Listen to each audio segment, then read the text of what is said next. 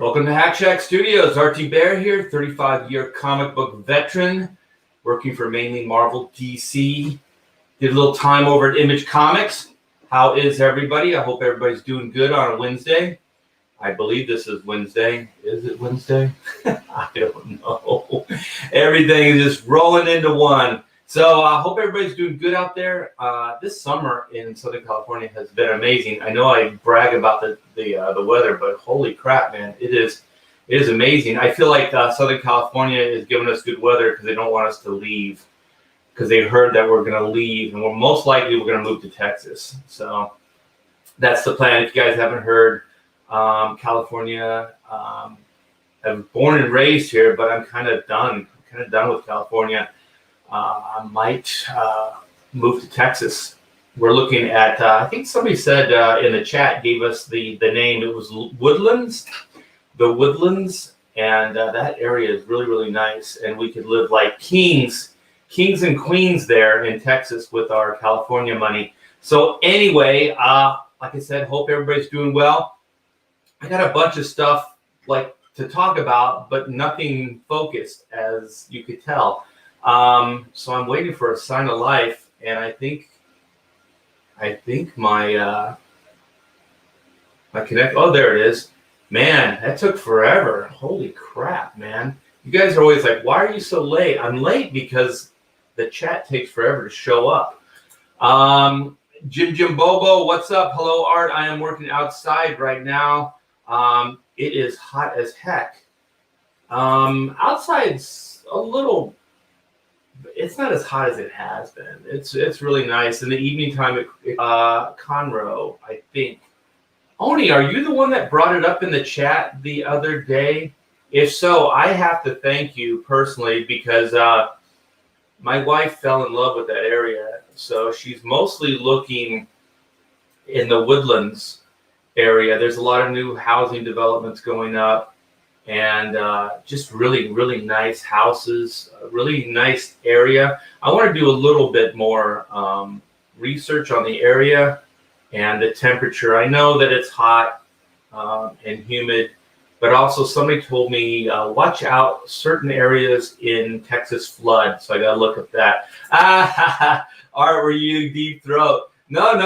I have a pretty, I don't know. It's a fun little connection that I have, and it's through well, I don't want to spoil it yet. I got a lot to get into, a lot to unpack here. Hey Art, how are you? I'm doing good, Candace. How about yourself? I got a familia over there. Oh, cool. Alfred, what's up, my friend? Kevin is hey. We've come to snuff the rooster. I don't think I brought it up, but for the most part, just the rain and floods can be bad. Yeah, my wife loves rain. I don't know how she would like it if it rained a lot, but they do get sun as well. Hey, yo, guy from Red Bank. We got 2D, yo. Arcane, is that Arcane Flash? How are you? Good afternoon, my friend. All right. Oh, I was going to say I'm caught up, but I'm not quite caught up yet. 2D, it floods here in Vegas a lot because it's high desert. We get flash flood warnings here too, but I'm kind of elevated, so it's mostly, we're kind of on the top of the hill here, and there's a dam and there's a waterway over here, but it happens, so it doesn't happen very often, so it's really infrequent. So Oni, just make sure you look for sloped areas to avoid floods. Yeah, I noticed a lot of the properties that we were looking at have around the residential areas where they built up. There's these. We have these concrete gutterways, like riverbeds. They look like they're organic. They're just like natural V shapes that they kind of dig in around these properties. And I imagine it's to catch the flood waters and stuff like that. I guess it's kind of scary if you think too much about it, that the water could fill that area up. But yeah, we're going to look into all aspects. Hey, Art, what's up, Brian? And one of the things we're looking into is possibly taking some time off and going and hanging out in some of those areas. I want to do it before the summer's over because I want to experience the heat. Because I know the rest of the time of year will be nice. And I've been in Houston, Dallas, Austin, Bryan, Texas, all kinds of different areas. But doxed. Come at me, bro. Now you know where I live. I borrow ideas. Hey, Art, when are you moving to the Woodlands? We're thinking within the year, definitely. I got to get a realtor in and see what we're looking at. This house needs a little bit of work, not much. Most of it is just like aesthetics, the outside, a little bit of paint, some of the wood trim could use a little tweaking. And we're thinking of possibly upgrading the kitchen because kitchens are a big deal. Like women, if the kitchens suck, the whole house stinks. And I know that for a fact because we're looking at houses right now. And one of the big selling points for my wife is the kitchens. So if the kitchen doesn't work, then she's not cool with it. Central Scrutinizer, Watergate was a screw job. Nixon did nothing wrong. I'm not a crook. I'm not even going to get into that. I think it's fun. My wife went through a bunch of stuff, because we are thinking of moving. So she's going through a bunch of paperwork and different things. And so she found all this stuff. So I was looking at it, I was thinking, how can I create like a show about this? And so I have a couple items, and they're all like fan letter related. So I don't know if you guys ever wrote fan letters and stuff when you were a kid, but I used to all the time. And so it's kind of a Forrest Gump. We're going to see how all the fan letters and all this stuff kind of eases into my connection with Richard Nixon and Watergate. Also, just an aside with Nixon and Watergate, the studio, Hack Shack Studios, when I had an outside studio, office space, things like that, I was subleasing from the Nixon Library and Estate. So they had the warehouse in the back, and I had the front of the office spaces in front. So it's 2 rooms, a kitchenette, and a bathroom. So I was subleasing from the Nixon Library, and it was funny because when we signed, it was Jaime Mendoza. He's inking Doug Menke right now, and we kind of went into the venture together. And when we went to go sign the papers for the lease, we went down to the Nixon Library, and so there's the library above ground, there's the burial ground, and there's the original Nixon house because it's in Yorba Linda. So I live in that general area: Yorba Linda, Anaheim Hills, Corona, and Docks. And so we went there, and so we met the guy that was going to handle all the paperwork, and he goes, "Come with me." And so we went to these elevators, and then all of a sudden, like, it looked very industrial, like very business, like it wasn't nice at all. So we get in the elevator and we go down. I had no idea. Down. When I say going down, we were in the ground, like it was some kind of bunker. Like we were going into the ground because it wasn't a 2-story building. We were going underground. And then as soon as the elevator doors opened up, the hallway just looked like a major military industrial kind of business area. Like every hallway looked the same. Every hallway at the end of the hall was a flag in a flagpole kind of, I don't know what the hell they call that stuff. Well, what it supported but it was a big flag. It wasn't like one off the side. Like it was a full-size flag on a flagpole. And so then we went around, and each one of the hallways and each one of the offices look identical. Like it's a labyrinth. You could get lost in there. There's no way you could tell one hall from the other. I don't know why they did that, but it wasn't personalized. There was nothing on the walls. I mean, it was all business. So then we went in and we signed the paperwork and everything. I have to say, they were as nice could be. They gave us a killer lease because to them, they were just losing money on that office space. And so we had the front office, and then they used the back for the library.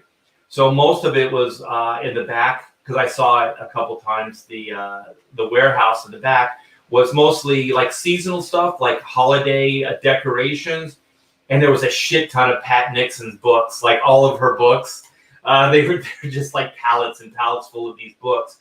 So I'm sure they sell those at the Nixon Library. And then the guy was nice enough. He gave us a tour of the library and his state and everything. So really cool people. So I have a couple like weird like connections with Nixon and stuff like that. So well, I got Stefani Renee.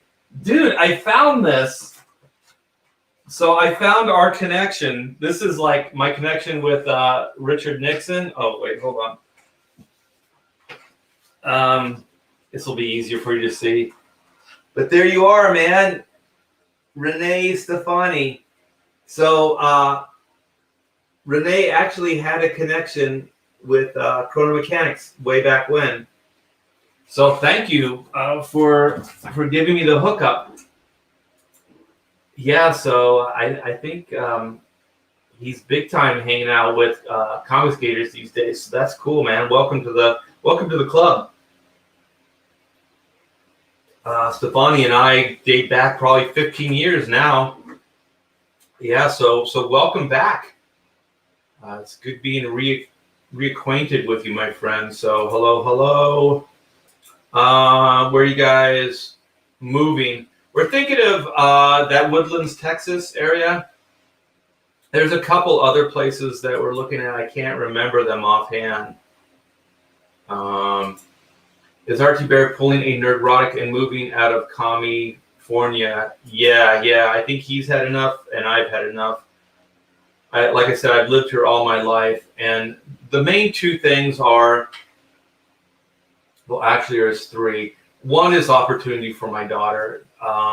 She had to have somebody on the inside give her like the good word where she works. Like, just to get a minimum wage job, she had to know somebody, and so that person, kind of vouched for her and got her in where she's working now. Which, for a minimum wage job in the day when I was a kid, I bopped from one job to another. I was never out of work for longer than maybe a day or two. Hold on, I'm gonna get myself something to drink here. So I think it's really sad when there's not a lot of opportunity here for a young person, and also just the rents and mortgages are outrageous. You hey, talking good morning. crap on me? I'm not talking crap on you. Well, now the chat might say otherwise. I don't think they'll say anything like that. Mm-hmm. I think they like you. Mm-hmm. They talk crap on me, they'll turn on me, and now I invited it, so now they're gonna turn on me big time. You're welcome. But no, go away. All right, I take everything nice that I said about my daughter back. But anyways, we noticed that she's trying real hard to save up money to get an apartment, things like that, and it's just really, really hard for her. So there's that, and then California's just going to shit. Like libtardation is running amok here, so you can't even criticize the homeless population. Everybody will come at you. Like if you say we're part of this Corona group where we live, that's not good. And so we talk about things about the homeless, this, that, and the other thing. And so there's actually people that will like, how dare you? They have a right, blah, blah, blah, this, that, and the other thing. It's like, well, if you don't mind stepping over homeless people to get your grocery shopping done, then knock yourself out. I don't think that's a great thing. I don't hate them or anything like that, but I don't want to look at them all the time. You can't go 3 blocks without seeing them here, and they're all over. They got tents and camps all over the place. It's pretty nutty. And then the other is just, it's just tax gas prices go up every year. Our what is it? Not mortgage, but the property tax goes up every year. It's absolutely crazy. So I'm not seeing a lot of growth and a lot of potential here. Joe Rogan is moving to Texas as well. Yeah, I think it's probably in the long run it's going to be better. And also from like the money that we make here and that we're going to be able to get in the sale of this house, our way of life will go up 40 to 50%, just like that. Like it's not going to take any time at all, just because it's also cheaper to live there, taxes, all kinds of stuff. So our way of life will go up instantly, and our money will go a lot further, which is good. Like I could spend the rest of my days here in Southern California. I'm pretty set up here, so it's not really a financial concern. Although it would be nice to have like some mad money, you know what I mean? Like, so maybe we could travel more, and possibly I could make more goodies for you guys, stuff like that. Put it back into the business, which is definitely a plan as well. So Sketch Therapy says, I was going to buy a model like that one behind you. It's pretty cool for artists. The old wooden ones weren't very atomical. Yeah. Those ones suck, actually. I think I talked to you on a thread. I was showing you that one, this one here. Let me find it. Yeah, this one's pretty cool, but it does go into like Weirdville. Like it's almost a little too, like it looks cool, but you kind of have to fill some gaps when you're drawing, because there are gaps actually physically. And the reason they do that is so that you can move pieces more organically, like the way a human being would work. So there's a lot of movement, a lot of variation that you can get on this, which is cool. All the hands, each one of the fingers move separately. Every one of the digits, the toes as well, so you can see the toes. They move as a collective, but the big toe moves separate, and then the other four move like together. And so it's pretty good, but like there are a lot of gaps, see them like in here and stuff. So if you don't really know how the figure looks, sometimes those gaps can give you some problems. So the one that one's really expensive, but there's one here. Let me see if I can find it. These ones are almost better because there's less movement to them, but they actually have more of, like you can see it's more actually representational of like how an actual body would look without like all the gaps and stuff like that. And these things move pretty well, so they're pretty cool. The only thing about, like, if you get any of these like Japanese models, their heads are always a little bigger than they actually would be. So if you're using them and you're too literal with the figure, you'll get into some trouble because they'll start looking kid-like. The heads are a little oversized, as most of the manga stuff is. So thanks, Sketch, for bringing that up. I got to show off my little model here. It took a long time to get that sucker too. We had to order it.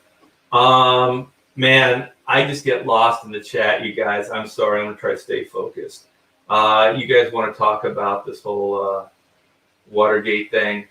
Joe Rogan, F that.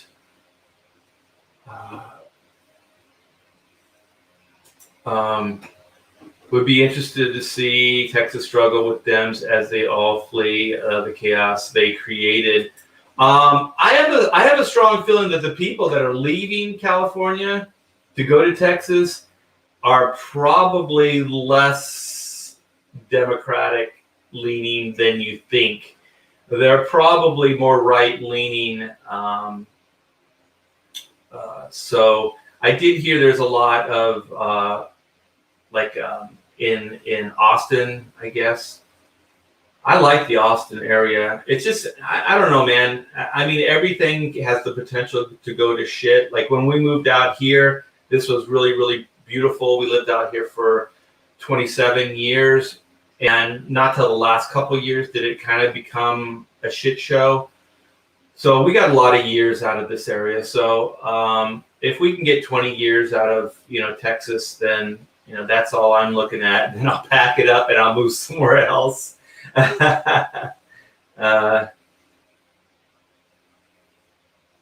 What is this? Nixon made him talk crap on baristas. No, he did not. He didn't do that. Yeah. Some of these 10 cities have more rights than taxpayers. Squatter rights. Yeah, it's freaking nuts. Yeah, I don't like that California is placating like the lowest common denominator for power and votes. Like, listen, man, they don't pay taxes. They're not part of the system. Be careful who you side with, because in the end, I think you're signing your own death warrant here. Eric, thank you so much. Hit the like button for art. Please do. Oh, and I think I'm only 3 subs away from 3,000 subs.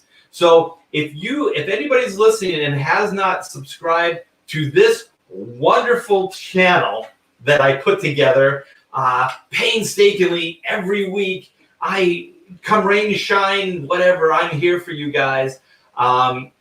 Please sub, because we're only like 3 subs away, I believe, away from 3,000 subs, and that's big for me. That is huge for me. I mean, every sub I feel like is hard fought to get.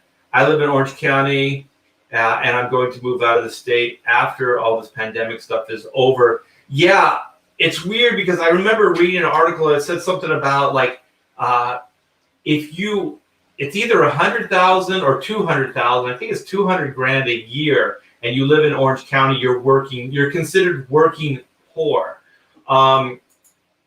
Any place else in the world or in this country, except for like New York City, stuff like that, you could, with 200K a year, you could live very, very well.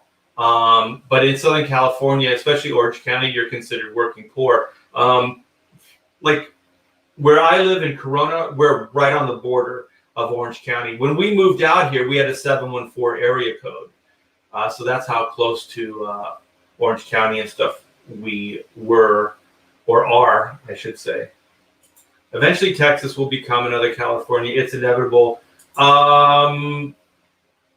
Let's hope not. But I do, like I said, I think if me and my family can get 20 years of prosperity and do well, it's going to be a trade, you guys. I'm selling this house and I'm going to buy a house. So I'm going to own everything outright. So from day one, moving to Texas, equity in the house. So everything after that is just icing on the cake. So even if I hold on to that property for a decade, I'll be able to turn it around for a profit, and I'll probably be able to move anywhere else. There's all kinds of places in this great country of ours that we could live. One of the things, though, I'm going to have to, if I move somewhere else, like we wanted to go, we kind of like Connecticut. There's some killer properties you could get there. It does snow, but I'd have to get used to the climate a little bit more, because I don't really like snow. Yeah, my bones don't like the cold. They do not like the cold. Is Art moving to Texas? It looks like it. It looks like it. Well, let me do some stuff, a little bit of shilling, as they say. We got these in. I thought we were getting, the other day on a live stream, I heard like some packing and some trucks and stuff like that. We got these in, you guys. So look at, if they crush those a-holes, when they're shipping this stuff, they're going to have to go out of their way, because this is a heavy duty container. These things were expensive, you guys. We're going to put the black and white posters into these. And these caps right here, they're not going to rely on tape because you're going to have to, you can't even push them in place. We're going to have to hammer these. So the only thing I want to give you guys a heads up, if you ordered a black and white poster print, it's probably going to be hard to get these caps off. But the good thing is they're not going to pop off in transit because most likely we're going to have to tap these suckers in place. Because like I said, they don't even push down by hand. I don't want to do it now because I won't be able to get them off. So yeah, so we got those. So no expense spared for you guys. This shit is the real deal. We do have some more of the Gemini mailers coming. So the downstairs garage is starting to look more like a warehouse again. We have my wife right now, Pamela, is picking up, let me see, 10,000 trading cards for you guys. So these are the Chrono Mechanics trading cards. I'll show you guys in a minute that come with the tiers. So we have all the let me see. We have all the Chrono cards. Let me find them. Make sure they're all presentable. So this is for the pre-launch. So this is the pre-launch card. Here's the back. And so then this is one of the stretch goal cards. This is the Superstar cover collection. So there's 4 of these. So we have Doug. I should show the back. Doug by Tom Bancroft. We have Oot by Sean Cheeks Galloway. We have Caravaggio by Carlo Barberi, and we have Zen by Aaron Lopresti. So thanks you guys if you're listening. I know Carlo and Aaron pop in every once in a while. So thanks you guys for contributing to the Chrono campaign. Also, you guys, the black and white books are being shipped out right now. So these books are all printed up. The variant we still have to wait for. But this book and then the standard book that you see behind me, that is are going out now. And then they all come with this trading card. So all the tiers come with this trading card. Here's the back. And here's the pre-launch variant or the 25th anniversary. And then here's the back. So those are really, really cool. I showed these the other day as well. So this is how Pamela's packing everything. So we have the stretch goal patch, the Chrono T9.2 of Sector 7 patch here. And it's going to be packed with all the trading cards. So the 5 stretch goal trading cards are coming with this. And then the guitar pick and the button are going to come in another bag. So she's got little bags for those things. So yeah, she's packing these things up. She's showing a lot of care and she's kicking ass, man. Every night she goes to bed, she is dog tired. So she's working her butt off to get these books to you. We're trying to get as many of the black and white out to you guys before the Chrono books start coming in. The books, they're saying, will ship the end of this week. So it's a local printer. So hopefully you guys keep your fingers crossed that we'll get those next week. So the Chrono campaign could be starting to go into fulfillment late next week.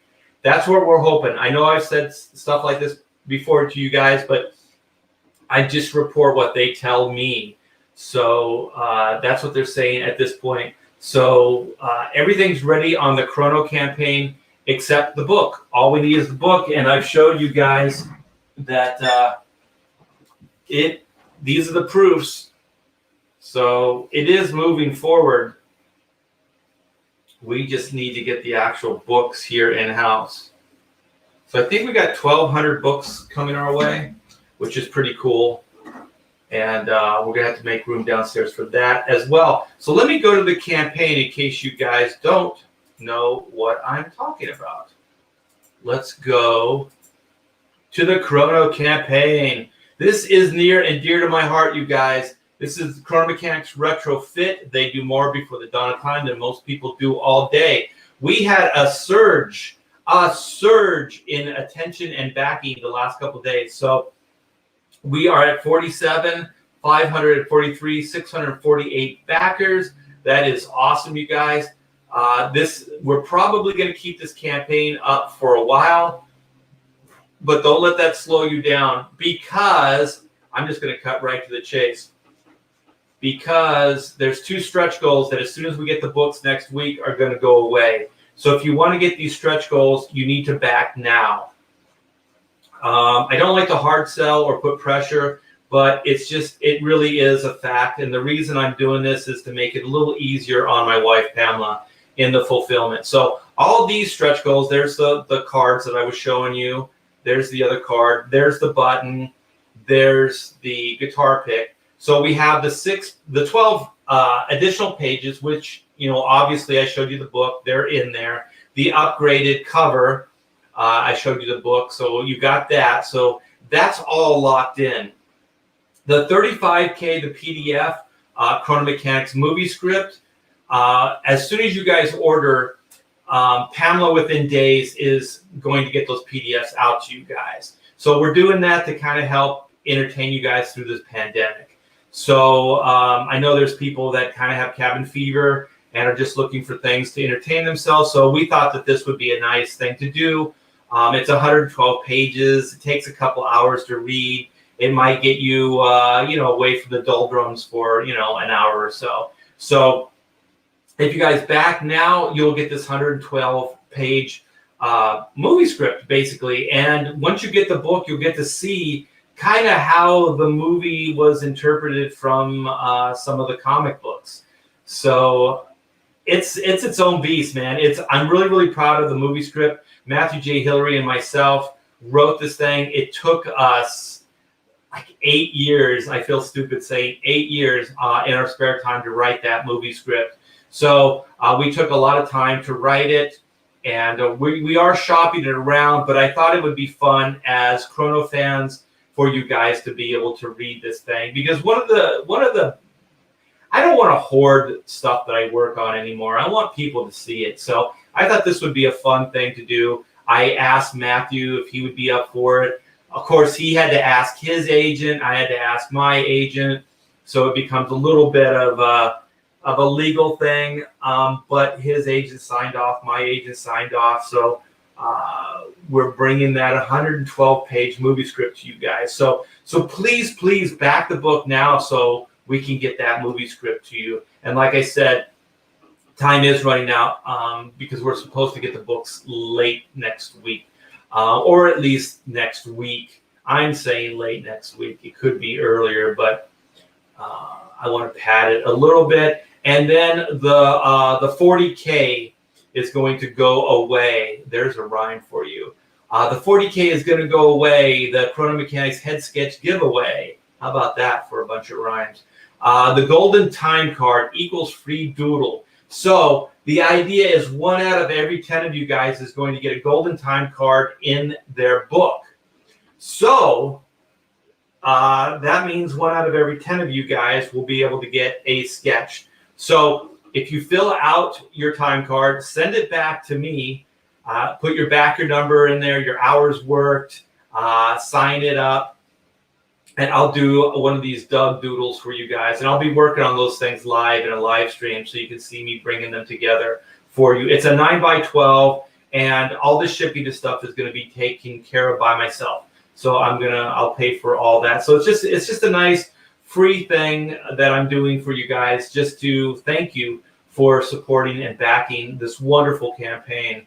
And then, of course, the Chrono at 45K. What did I say this one was at? 40K. 45K is the embroidered patch, which I showed you. It's done as well. So, yeah, so like I said, I don't want to seem like I'm hard selling it, but to get the golden time card and to get the movie script, you got to back now.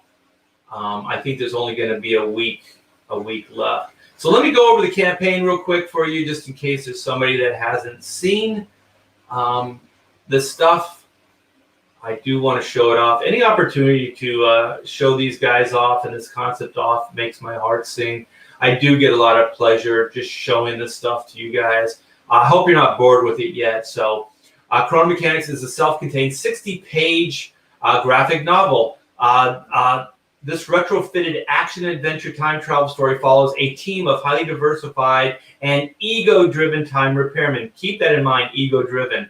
That is going to get them into some serious, serious problems. So they're time repairmen as they race the clock to keep the Earth's erratically merging timelines from imploding. So one of the things is if they don't fix the big machine, and yes, when I say big machine, it literally is a nuts and bolts cosmic clockwork machine. I just realized my microphone is not in place. So I hope you guys can hear me properly. So I'm going to move this microphone over. So I apologize for that, you guys. So hopefully you can hear me better. Sorry to interrupt. So the machine is a cosmic clockwork machine, nuts and bolts. And so it breaks down a lot. So if it goes a long period of time without being repaired, time will implode. Time will start folding upon itself. Timelines will merge. All kinds of anomalies can occur. Strange things happen when the machine isn't working and functioning properly.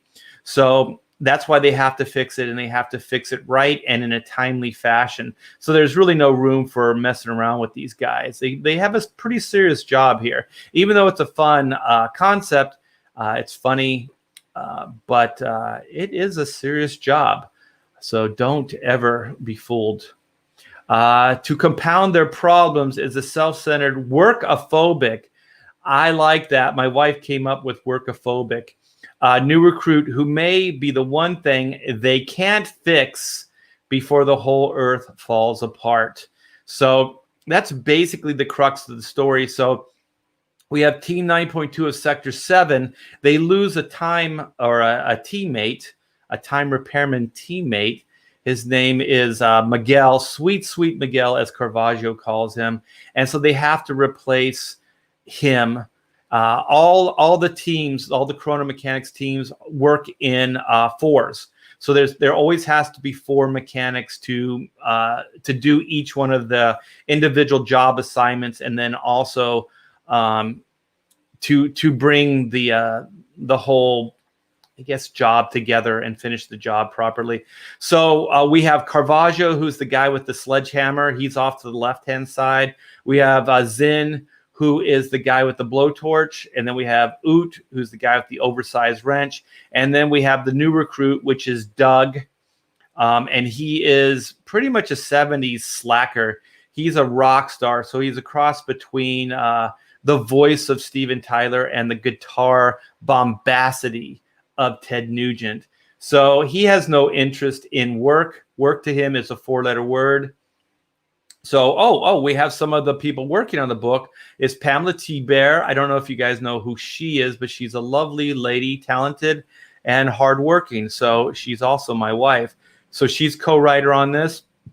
We have Jeff Eckleberry, who's lettering, and we have Render Contender, who has worked as I'm doing breakdowns, and he worked on, I think, 15 of the pages, kind of doing breakdowns for me, and then I do finish inks over that. And that was really a good thing because it helped me get the book done quicker. The book's been done for a long time, you guys. All this delay is all in the printing.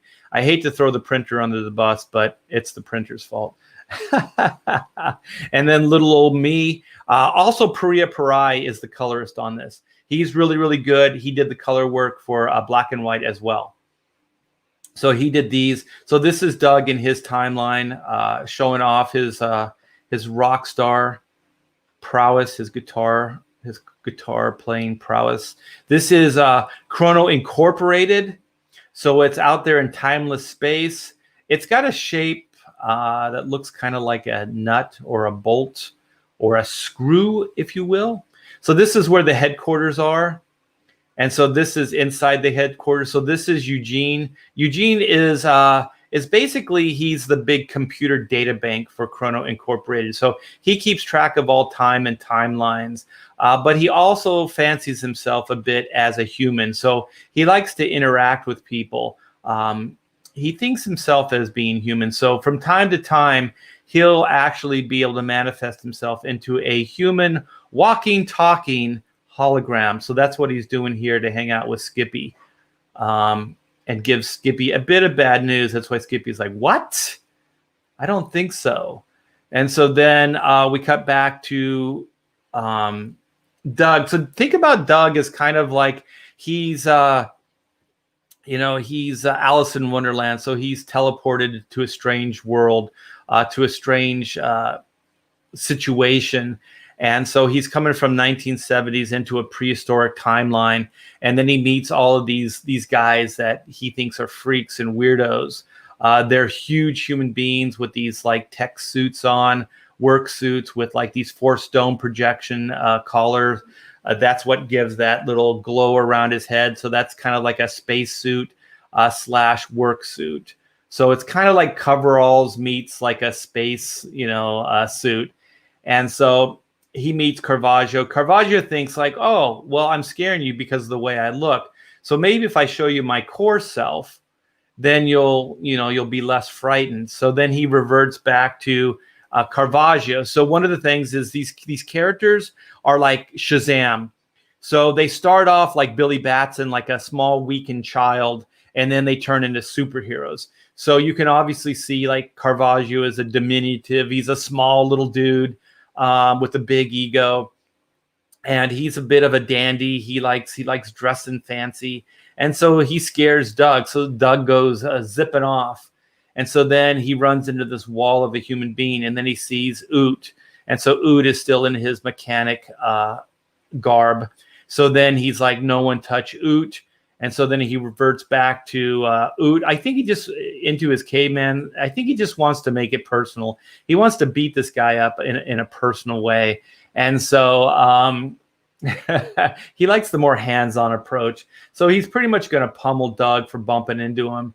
And so then just before he can hit Doug, Doug gets rescued by Zin. So Zin is the peacekeeper. So he goes from this like space alien guy into, he goes from like chrono mechanics, repairman into a squid-like dude. So he's also, you can see he's a small little squid guy, and he is not really in any shape to be able to repair anything. So that's one of the things that Chrono Incorporated does is when you put on the work suit, you also get powered up. So there's a body type.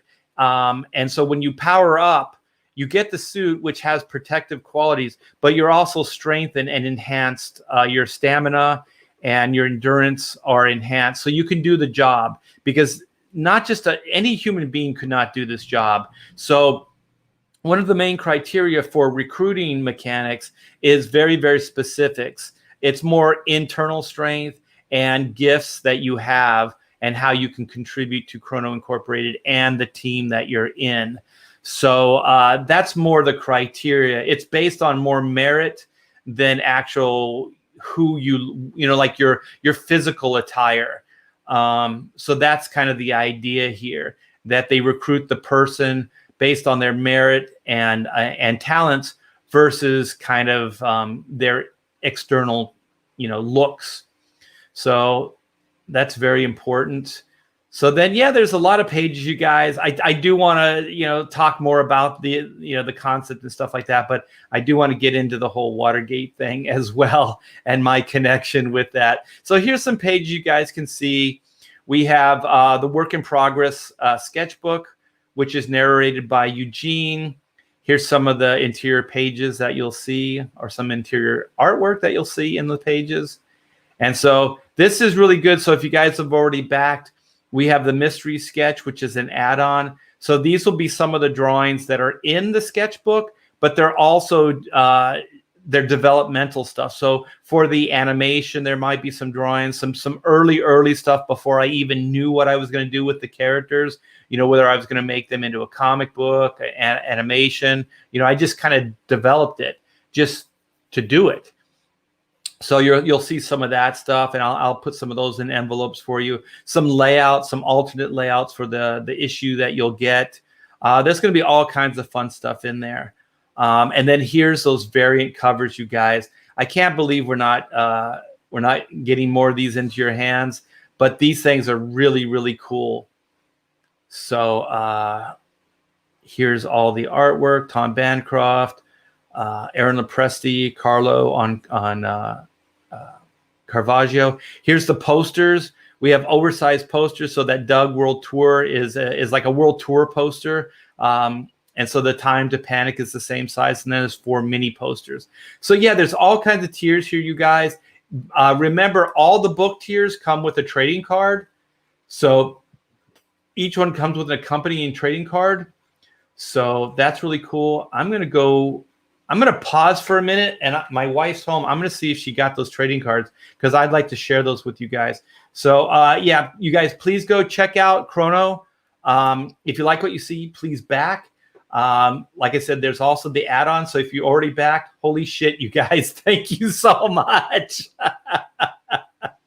Wow. All right. We got 47602. Thank you guys so very, very much. I'm going to go see if we got those trading cards. I can show those off for you guys. So hold on for a minute. Talk amongst yourself. I'm going to go yell at my wife.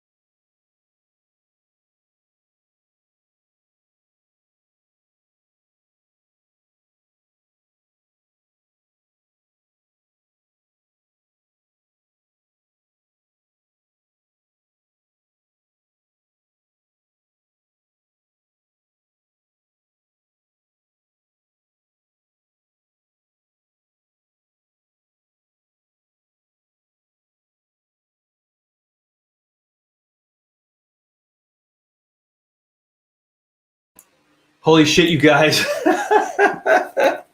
These are all the boxes. I got a big stack of them here. Let me make some room for them. Sorry about the delay, but it'll be worth it. Look at all these. I think each one of these boxes has 1,000 cards in it. So you can see. A little winded here. Whew. All right. So this is the Skippy card. Let's see what that looks like. Pamela opened some of these. Holy crap. So the Skippy card is one of, in the ultimate tier, I'm kind of winded. There's 4 extra cards. So with the ultimate set, you guys will get all of the cards, all 10 of them. So I brought up 1, 2, 3, 4, 5. I brought up half of them so I can show off half of them. So these are all brought together by the great Sean Ellery, who did the color work for the cover, the Chrono cover. This is the first I'm seeing these too, you guys. This is awesome. So that is, this is the box of Skippies. Oh my gosh, it's exciting. Let's see what this one is. This one is, oh, this is the main card. This is the mechanic card, you guys. So there's 1,000 of these. Oh, shoot. Hold on. I got to get a knife.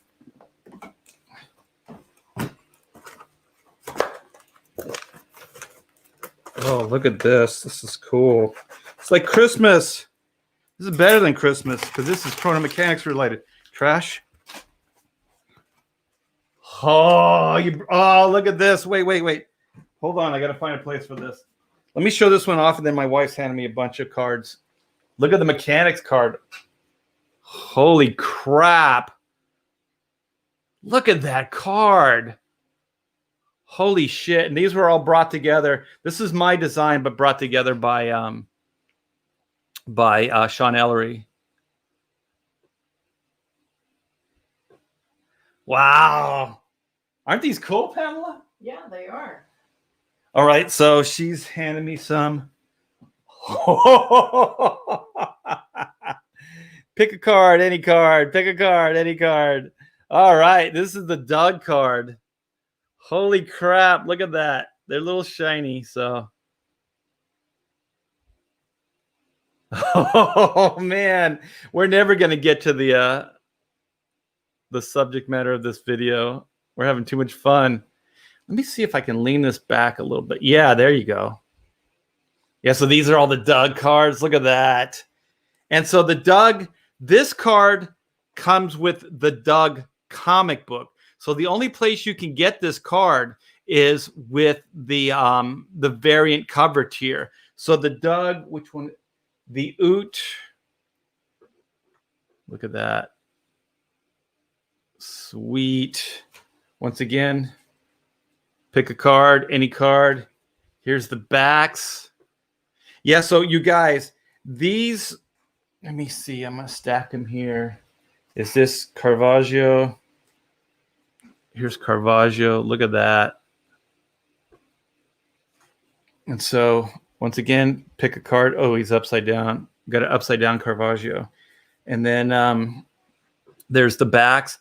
So these ones here, these are the only place you can get these cards. These ones are with the variant cover collection and the ultimate tier. So if you want to get all the cards, you can get them in the ultimate tier or the 4 main character cards. These only come with the variant collection. So some of these cards like Corky, you can only get this in the ultimate tier. So we don't offer them in any of the table shakes real easy in the ultimate tier. So we got 4 in the ultimate tier, right? So which are the 4? Oh, I don't know. I have to go in. I don't know it off the top of You don't know my off the top of your head? No, I don't. You don't? No. So it's the Foreman, it's Corky, and Foreman, Corky. No, Eugene comes with the work in progress, right? So Eugene comes with work in progress. So it's Skippy, Corky, the Foreman, and the Time Giants, Joe Q. So those are the 4 that come with the ultimate. So here's Eugene in all his holographic glory. And here's the back. It's upside down. Look at that. So cool. Oh my gosh, this is awesome. Are you happy? Yeah. Oh, here's the Time Giant here. So here's the Time Giant card. Look at that. Oh man, I'm making a mess. But yeah, each one of these boxes has 1,000 cards in it. So there's 10,000 cards, and here's the 1,000 Zen cards. So thanks, Pamela, for picking these up. No problem. Yeah, let me try to make some room here. So like I said, you guys, I would love to get these cards in your hands. Let me show you the 4. But they only come with the where are the 4? Is this the other one? Where is Yuzin? That's weird. Oh, there it is. Okay. They're all getting. Okay, so the Zen card, don't use your left hand, Art. The Zen card, the Caravaggio card, and the Doug card, along with the Oot card. Let me screen share. Oh my gosh, it's so exciting. This is so cool. Yeah, so those are only available in this tier. So the variant cover collection, you can get the Caravaggio, the Doug, the Oot, and the Zen cards with those, along with wonderful covers. And then in the ultimate tier, you'll get those 4 along with 6 others. So you'll get all the cards, all 10 of them, plus like there's 4 cards in that tier that you can't get anywhere else. So I think I covered all the cards stuff. Yeah, and the cards only come with book tiers, not the add-ons or the poster tier. So thank you guys so much for all the support. I do appreciate it. You guys are the best. Oh my gosh, it just went up again. Oh, excuse me. Holy poop on toast, man. We're actually closing on 48K right now. Wow, I did not expect this today. You guys are the best. Thank you so very much. And I have been very neglectful in the chat. So Austin, Austin floods a lot. I'm glad I saw that.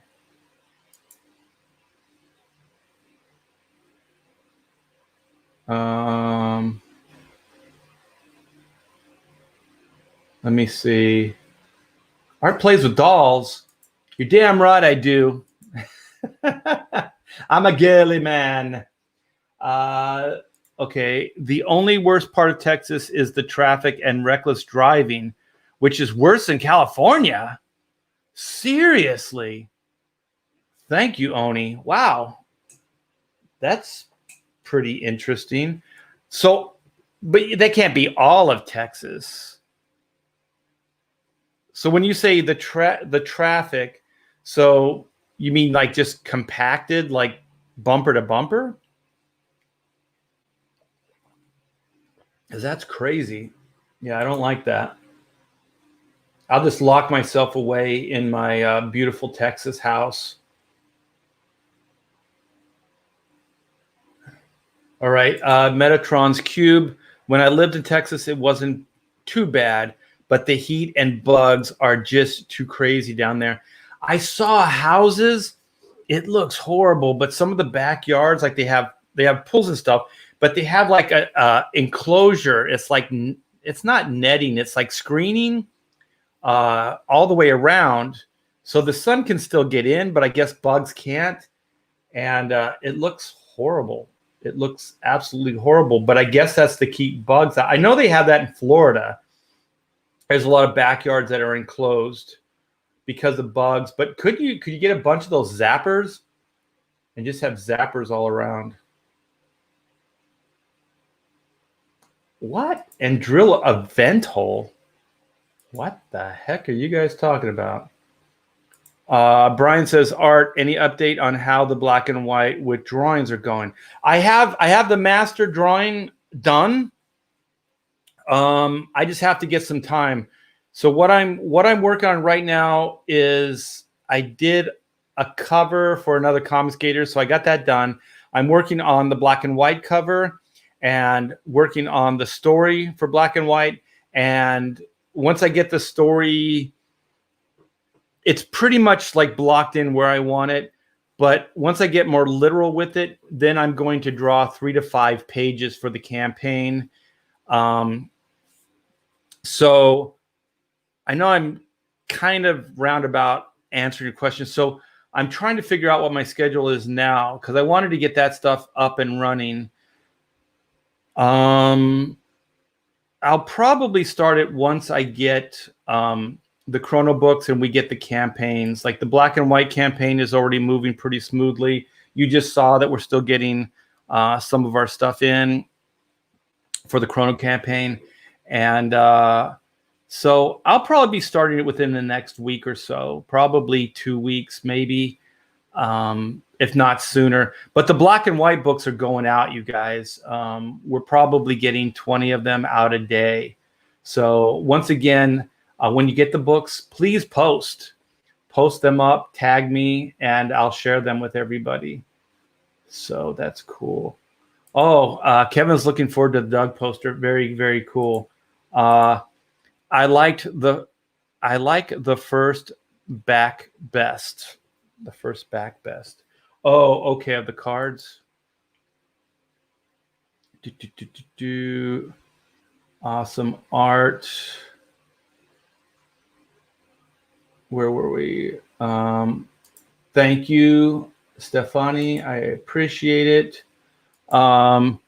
Pre-COVID, the traffic was bad and accidents galore from the reckless driving. Okay. We got D Geek Art in the house. My brother-in-law and his family live in Plano, Texas, just outside Dallas. It was pretty nice. Texas may turn blue.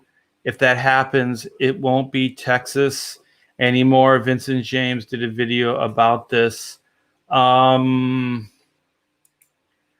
time I go to Texas, I like the people that live there. They're very prideful with Texas, which is unlike California. California is like, California. But there, they really love their state. A lot of the houses that we've been looking at, they have like Lone Star like flags, and they have like Lone Star plaques and stuff like that in their houses and things. They're very, very proud of where they live.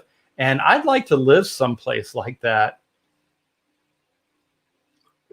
that actually doesn't say, oh, yeah, well, like there's traffic or there's homeless or there's this, that, or the other thing, where they could actually say without any kind of qualification that it's a great place to live. Spirits Car says, I'm sorry, I just read that. There are also bugs each year. Yeah, I think the humidity brings mosquitoes, I know for sure. Todd's Truth says, yes, they're called bird cages in Florida to keep the bugs and animals. Freaking animals. I just killed we had a rattlesnake yesterday. I don't know if I told you guys that. It was about, 6 feet. And got rid of that sucker. So that was our first one this season. Where was it? I saw something that I wanted to click on. Where was it? It was flipping through. I wonder if Art's connection to Watergate is that he was conceived during in the same hotel room. Pamela used to work at the Watergate Hotel. She moved from West Virginia to Washington, and so she used to work there. That's pretty cool. Little connection there to everything. So many California transplants, they moved there while a great many of us born in California moved out. Yep. Birdcage makes it sound good, but I'll tell you, it kind of looked like an eyesore to me. I didn't like it. Some of the backyards were gorgeous, but they had like these bird cages around them. No one calls them bird cages. You guys are so funny. Art's father is secretly Dick Nixon. True story. True story. Completely true. All right, you guys, let's get into that. So that Chrono thing was fun. Thank you so much. The cards are in. Look at this. It's a great day, but this is going to be interesting. This is going to be compelling. I had a bunch of other stuff, but I think I'm going to leave that for another show. We're just going to get right into the tricky Dick stuff. All right. I started off by saying, Pamela, because we're starting to move, pack our stuff up. So when we do make the big move to Texas or wherever we're going to go, that we have some of the stuff that we don't use every day packed and ready to go. She was going through things and she found these. Look at the letterhead. Look at the. Yes. Okay, so let me see if it's postmarked. What date is postmarked? Okay, so the postmark is June. Oh my gosh, I can't read this. I think it says 1972. I think the postmark says 1972. So this is a 10 or 11-year-old Art. And then I have this too.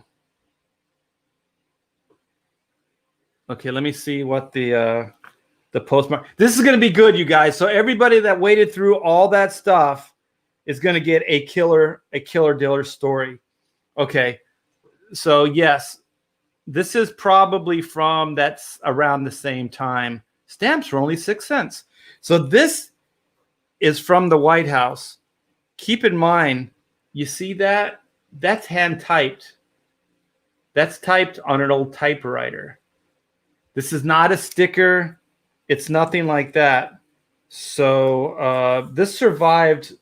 Thank you, Mom, for saving it. And also, I'm just glad that Time treated it very well. So this is very, very special. This is on White House stationery. So this is November. Oh, this is 1970. So this is a 9-year-old Art T. Bear. So I was 9 years old, and apparently I wrote a letter to the president of the time. This is what kids used to do before their parents turned them against everybody. Yeah, we actually liked our country and people. I know Nixon, some people hate the guy, but I think he did some good, and I think there was some bad too. But that's with everybody. So there you go. And you guys, check out the name. If you guys follow Watergate, you're going to know who that is.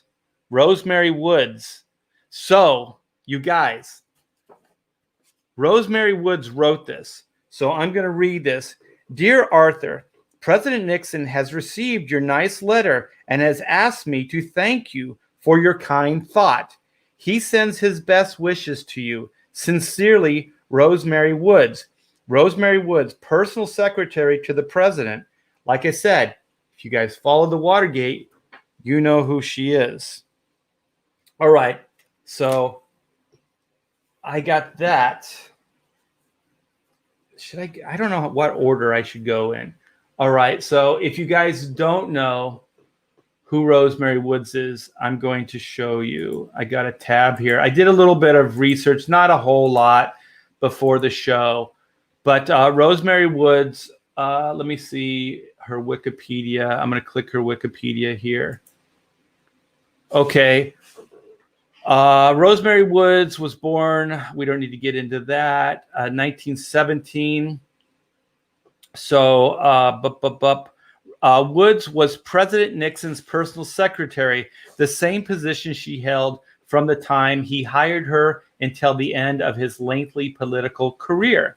So she stayed with him the whole time. Fiercely loyal to Nixon, claimed responsibility for the 1974 grand jury testimonial for inadvertently erasing up to 5 minutes of the 18.5-minute gap in a June 20th, 1972 audio tape. 1972, you guys, audio tape.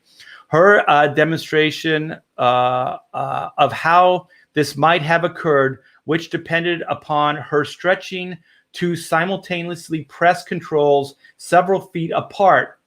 What the press dubbed the Rosemary stretch. There's a picture of it right here where she demonstrates it, like she just kind of leaning over. So that's her office. I take that's probably her office from the White House. So look at the typewriter. There's a typewriter there. There's a podium with just a typewriter. This is pre-computers, you guys. So was met considerable ridicule. The contents of the gap remain unknown. Later, for the forensic analysis in 2013 determined that the tape had been erased in several segments, at least 5 and perhaps as many times as 9.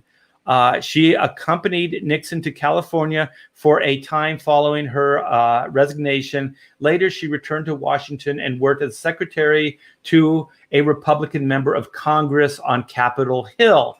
So that's who she is. So this is a very, very important person, and she was in the Watergate trials. So this is the historic, this kind of gets into the Watergate scandal a little bit. So what did I say? That one was 1970. So this is 2 years later after I wrote that first letter. I think you guys know about the wiretapping and all that stuff, and Woodward and Bernstein unfolding the story or breaking the story. I'm trying to see if there's anything that stands out about any of this other than like the stuff we already know. I like that Nixon said, "I'm not a crook." And I think they proved later that a lot of presidents practice similar stuff. So I don't know. I'm not saying it was right or wrong. I don't want to turn this into any kind of political debate, but it's just fun. It's interesting. It is what it is. I think the most interesting thing is that at least in this time, there was pressure to that they put on the president, and he did step down. So I do think that is interesting, because there have been presidents that have had pressure with actually equal allegations, if not more, that nothing even happened to them. What was it with? Was it Hillary's husband? She what was his name? Bill. He God, what was it? Wasn't he like brought up on, what do they call that when he had the charges filed against him, but it doesn't really mean anything. I forget what the hell they call it. I'm sorry, you guys. I'm not very political, very savvy with that. But what the hell do they call that? Where you're up on charges, but it doesn't really mean anything. And they're trying to get Trump on similar stuff, and but it doesn't mean that you have to step down or anything. I think impeachment. That was it. Impeachment. My daughter says impeachment. Maybe that's it, but I think it's something else. And they, but like Bill Clinton did step down. Yeah. So maybe it is impeachment. Yeah. Thank you guys. So thanks, Amanda. So yeah, it doesn't really mean anything. It's just kind of a slap on the wrist. They can still be presidents and all that other stuff. So, but none of them have been like Nixon was ousted, man. And I think that also Nixon suffered from not really having a great public demeanor. So I think people didn't like him, just kind of like Donald Trump, where they didn't like the person. Like he didn't have a lot of charisma. He wasn't that, eloquent, just kind of to the point, and almost seemed uncomfortable at times. So I think, in light of more social media stuff happening, which was television, JFK, things like that, I think Nixon just looked like just a stiff up there. He didn't have a lot of charisma. So yeah, so you guys, when this whole thing was going on, like the Watergate trials, the TV's on around the house, the T-Bear household, and I'm hearing this stuff, and I had my little fort in the backyard, and I remember, keep in mind, I'm like 9, 10, something like that. I went out and I got my letter from Rosemary, and I cried. I was like, this is horrible. How could they be doing this to the president? Because I saw her up, because it was televised. I saw her, taking the stand, and she was a witness and all that. And I was like, oh, this is horrible. And I remember, man, it was so impactful. It bugged me. And so then this is kind of unrelated to the Watergate stuff, but this was equally cool. So I don't know if you guys ever did pen pal stuff or like wrote to people that you liked when you were a kid, but I sure as hell did. And let me see if there's anything else in here. So I sent away, I must have said some really nice things again about the president. And so I must have been talking about his family and things like that. So this is the president greets young Americans. So they had stuff like this, I guess, that they gave to kids that wrote. And so this is not Rosemary, but this is another person. Let me see if I can, let me move it this way. So this is Ronald, is that Elliott? So what does it say? Deputy Special Assistant to the President. So let me read this. It says, this is the White House, Washington. And this is on some kind of like parchment paper. This is really cool. And these are all hand typed, you guys. These are not like standard printed stuff. So this says, on behalf of the president, I wanted to thank you for your recent letter. He is always pleased to hear from his young friends and wanted you to have an enclosed booklet which he thought you might enjoy. It comes to you with the president's best wishes. Holy crap. This is getting me all emotional. Okay, so what it is it basically is kind of like, well, here's his family. Yeah, here's the president, here's his family.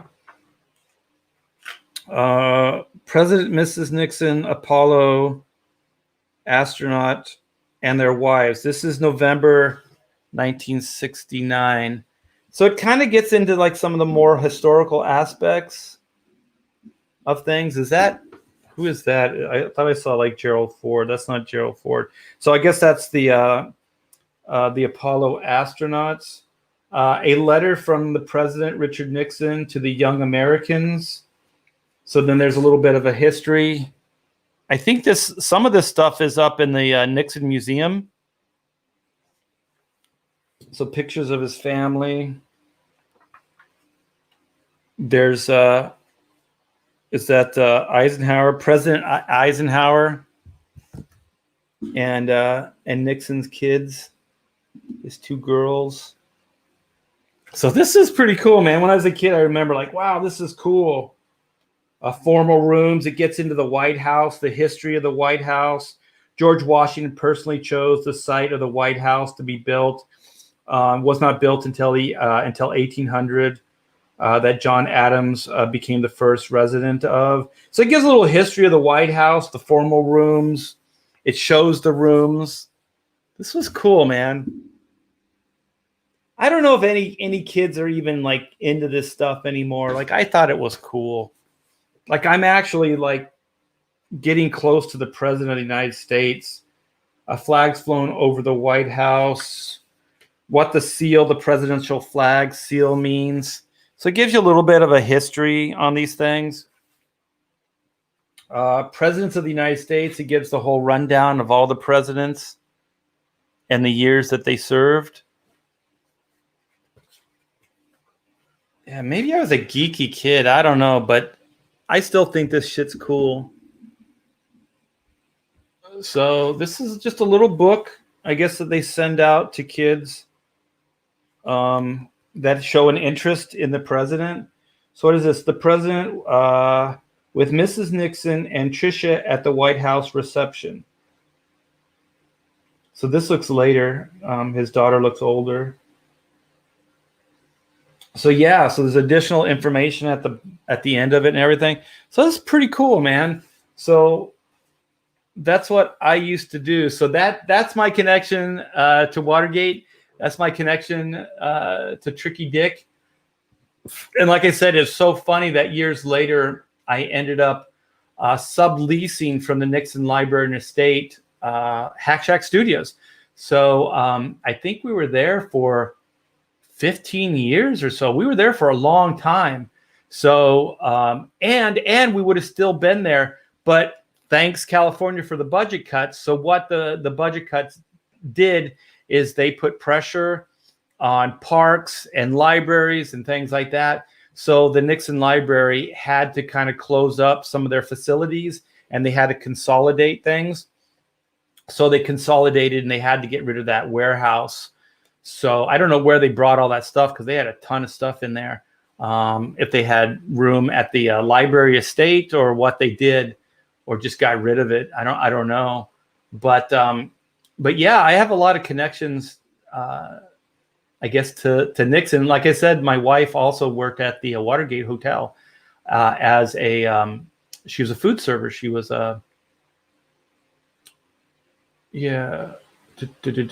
remember when Clinton was in the office and people kept dying of suicides? Yeah. That and the little Stogie incident. Yeah, that's a little bit more of an abuse of power, I think. I think it's weird when people, and I'm not going to get overly political here, you guys. I don't care who votes for what or what, where, or any of that stuff. But I do think it's so funny when the Democrats say that Donald Trump is such an evil human being and sexist, he's all these things, and here Bill Clinton, holy shit. Like, that's fact. Like, that actually happened. There's testimony. There's a human being that said it happened. And I just wonder if that happened today, if anything would have happened to Bill Clinton more than what happened to him in the day, because of the way the party system is right now. And it seems like the Democrats can do no wrong. I wonder if they would have doubled down and just said, well, he was just getting a BJ in the Oval Office. Like, for me, it's one thing getting a BJ in a hotel room. It's another getting a BJ in the Oval Office. They're both, to me, I think I don't know. I don't want to get all judgy. That's between him and Hillary. That's between Bill and Hillary. I said that at the time. I still say it. But in the office itself, that is an abuse of power. At the White House, that's an abuse of power. Like I said, if they went to a hotel room, whatever, that's a little bit different to me personally. But doing it in the White House, then it feels like it has something to do with me, because that's an abuse of what that building represents, what the presidency represents, and all those other things. So I don't know, man. I think it's a slippery slope, and I think right is right and wrong is wrong. So I think if you crucify one president, I think you need to crucify the other as well. I don't crucify either one, but there are some that do. So you know what? It's 12:20. I do have some more fun stuff to show, and it is related. So let's just do this if you guys want. So there's a few other things that I guess my parents saved and that my wife came across. And I think that this is also, okay, so this is 73. This is I was a little older here. So this is from the Disney Studios. So this is July 3rd, 1973. I don't know if the camera's doing it justice. But so this is all hand typed too. Let me see. This actually might be, this looks like it's Xerox actually. This is not hand typed. So I guess the White House could hand type things, but Disney cannot. So it was hand typed at one time. Wait a minute. Okay, that's what it is. Okay, check it out. You can see the difference in it. So the date, July 3rd, 1973, and Dear Art are hand typed or typed on a typewriter, and the rest is just Xeroxed or printed. So they must have a sheet of paper that has like a standard reply, because they must have got these a lot, and then they personalize them and then give you a date. So this is from the fan mail department, and this is Virginia Muff. That's an unfortunate name. That is a really unfortunate name, Virginia. I'm sure you got all kinds of shit growing up. So, Dear Art, we are sorry that for a number of reasons we cannot give you an appraisal of your work. Okay, 73, I was 11 or 12 years old, so the work must have been pretty horrendous. This primarily is due to the difficulty we have in determining the scope of a young artist's talent, of his drawings alone. This is very nicely written. There are many factors that tend to develop one's natural ability. First of all, one should like to draw. I always say that still at conventions and things when people ask me, love to draw comic books or don't do it. He should develop his own individual style, study other artists' work, but avoid mere copying. Learn the fundamentals of drawing and preserve in his work. The personal traits of an artist must also be considered. Drawing can be a pleasant hobby If one has real ability, then in time it can become a career. This is really nicely written for a young person, 10 or 11 years old. We appreciate the interest that prompted you to submit your drawings to us, and we are returning them to you in this letter. I wish my mom would have kept the drawings with this letter, because then I would have, you get to see like how bad I was at the time. But here it is. So I guess Mary Poppins was the movie of the time. This had to have been a re-release, because this is 73. I think Mary Poppins came out before that. So they have their little, like their little promotional stuff. So, and then the letter. And so I'm not sure what this was.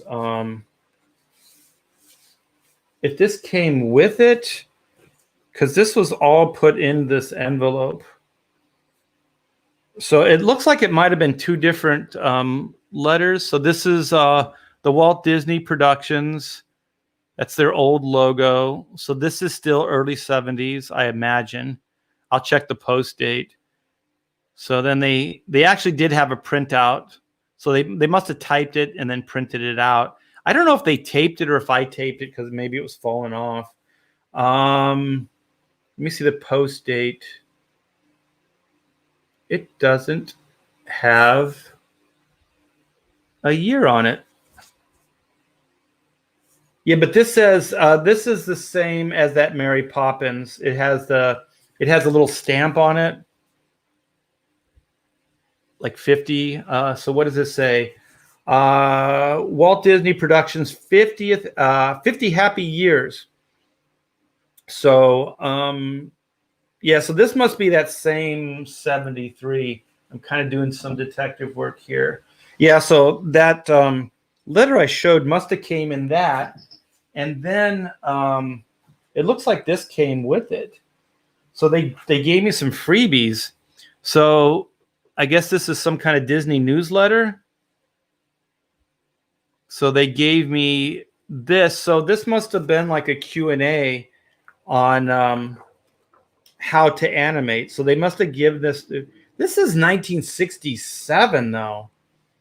Is that when they did this? Put these together? This had to have come at the same time that other thing did. But the newsletter is dated 1967. So I would have been 6 years old. So it gets into basically kind of like the history of animation and how animation is done. Let me see. This is pretty cool, man. Yeah, it gets in making a full-length animated cartoon feature is highly involved with art and business. The studio's animation department needs about 6 months to turn out the average short subject. So that's a short film like Donald Duck or these little shorts that they put together. That's not a feature. Because I think a feature in the day would like 2 to 3 years. Depended, because like Disney had the same group of people work on a bunch of different things at the same time. Oh, it talks about in-betweeners. Yeah, this goes into the whole detail of putting an animation cartoon together. After the cells are Xerox, they are moved to paint department. In full production, staff requires about 200. I guess if some people want to say sexist, 200 girls who apply the specific colors on the reverse side of the cell. I own some of those too. I own some of those old Disney cells. In the day when I had crazy 90s money, I used to collect animated cells. They talk about the multi-plane camera. Yeah, this is pretty badass. Yeah, this is pages and pages of stuff. Okay, so it says the Aristocats was released in 1970. So even though it says 67, maybe that's when the newsletter was founded. I don't know. But inside they make reference to 1970. The Aristocats was released in 1970. even while the new animated features were on the drawing board. Portions of 2 live features were also done in animation, Mary Poppins and the recent release, Bedknobs and Broomsticks. So it's neat. They actually kind of promote some of their own stuff in here, but it does give you the history of at least the Disney animation stuff. It does. It gets into like what is it? Caveman drawings and ancient Greece, Egyptian and Greece drawings. So they kind of have like the wall drawings. They kind of get in a little bit of history of that.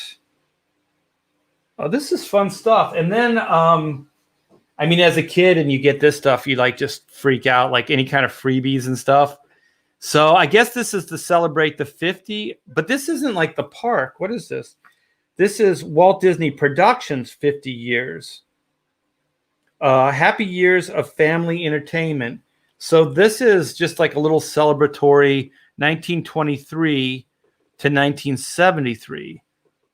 So then, let me see. Yeah, so yeah, it probably came with this. So it's dated 73 as well.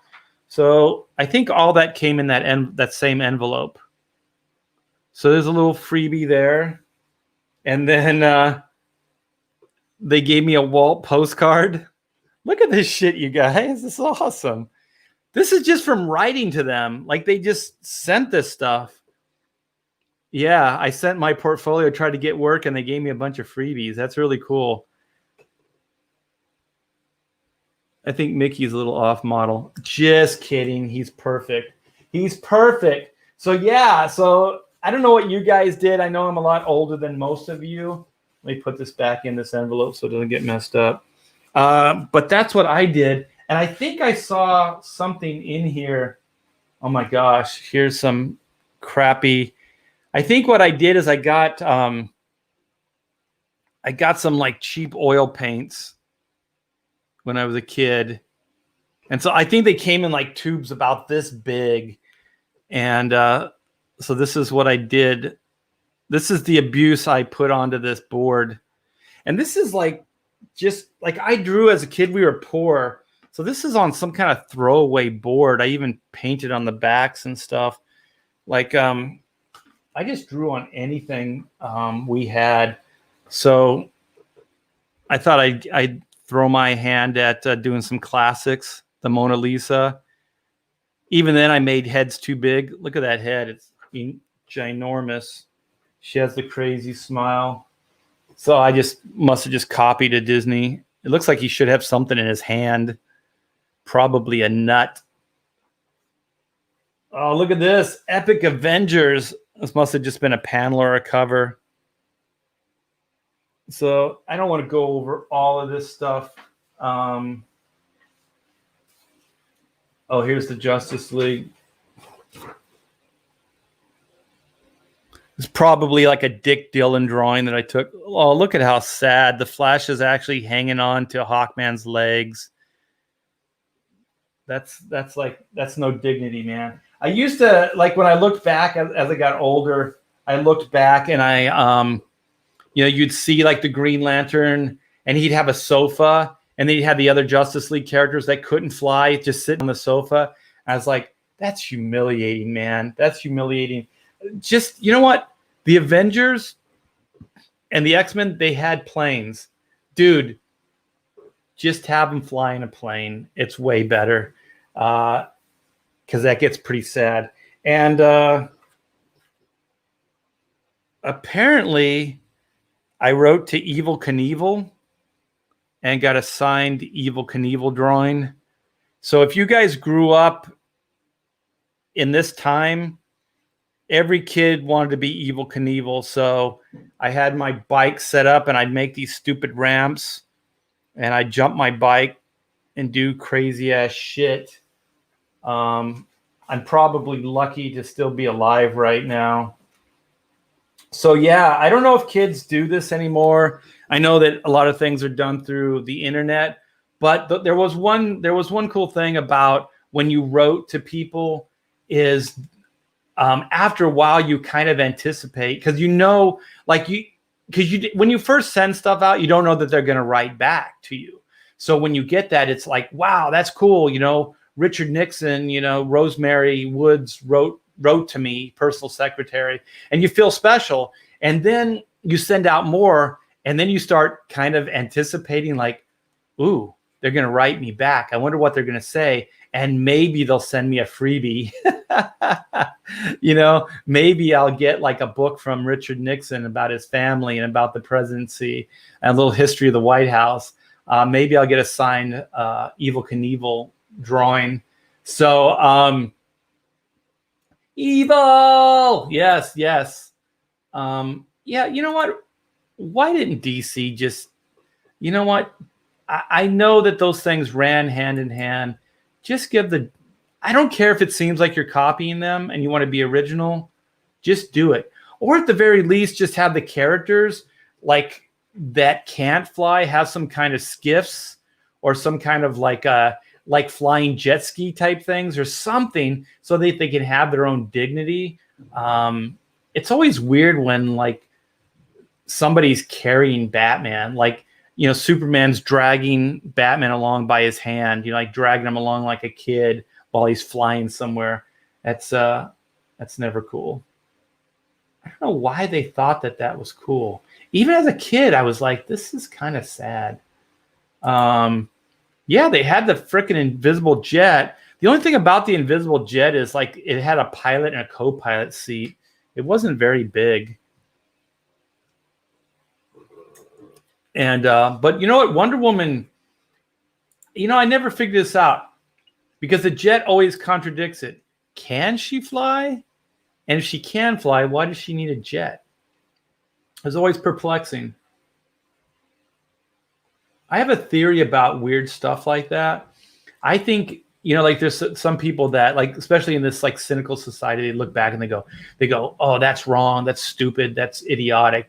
It's corny. I look back and I think that's what makes it interesting. Like the weird aspects are what makes it interesting because I have a theory. Okay.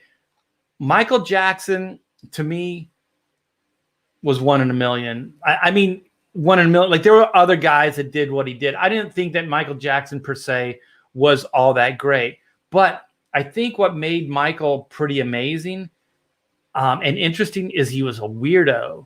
You know what I mean? Like he did weird shit. And so that makes him intriguing. And if you look at almost all, like even Elvis, if you look at all those people, like even animated cartoons, like the weird thing is like Scooby-Doo. I bring this up. Scooby-Doo is weird because there's two characters. There's the Mystery Machine. They always seem stoned. Like Shaggy always seems stoned. They're always hungry. Like that's odd, right? That's weird. Whether they meant it or not, it's still weird. Velma, as a kid, I didn't know if that was a guy or a girl. I didn't know what that was, right? So, it was just kind of odd. It was just kind of weird. And like Batman with Robin, that's weird, man. There's a kid. I think on one hand, it kind of makes sense. It's like, oh, well, you have a protege, or like from a business standpoint, like you go, well, there's kids that read comic books, so maybe they can't relate to Batman because he's a man, but maybe they can relate to a kid. So like Robin is a way to get younger people into Batman as a comic book, as a character, as a world. So I go, oh, okay. So that kind of makes sense. But it's still weird if you think about it. Like he takes an award and then puts him in harm's way. It's weird. And then on top of that, like the TV series made it even stranger. Like they brought an ant in there, like because they thought, well, it's weird. We have to address the fact that it's weird. So if a woman's in the house, then it's less weird. And you guys know where I'm going with that. And then there's the bat poles. I don't know. Intentional, unintentional, I don't know. But it's weird.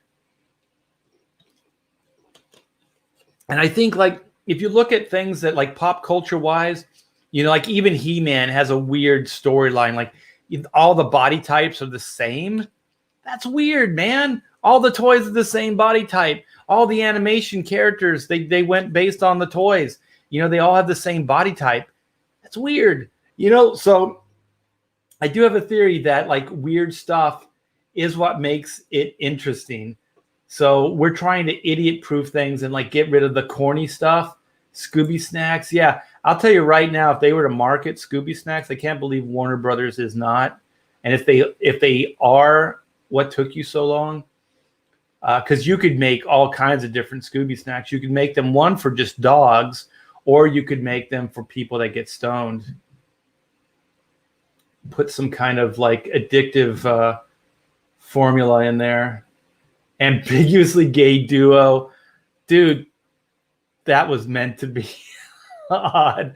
I hate to break it to you, view of Uranus. Project Disney is subliminal messaging through cartoons. No one escaped Disney.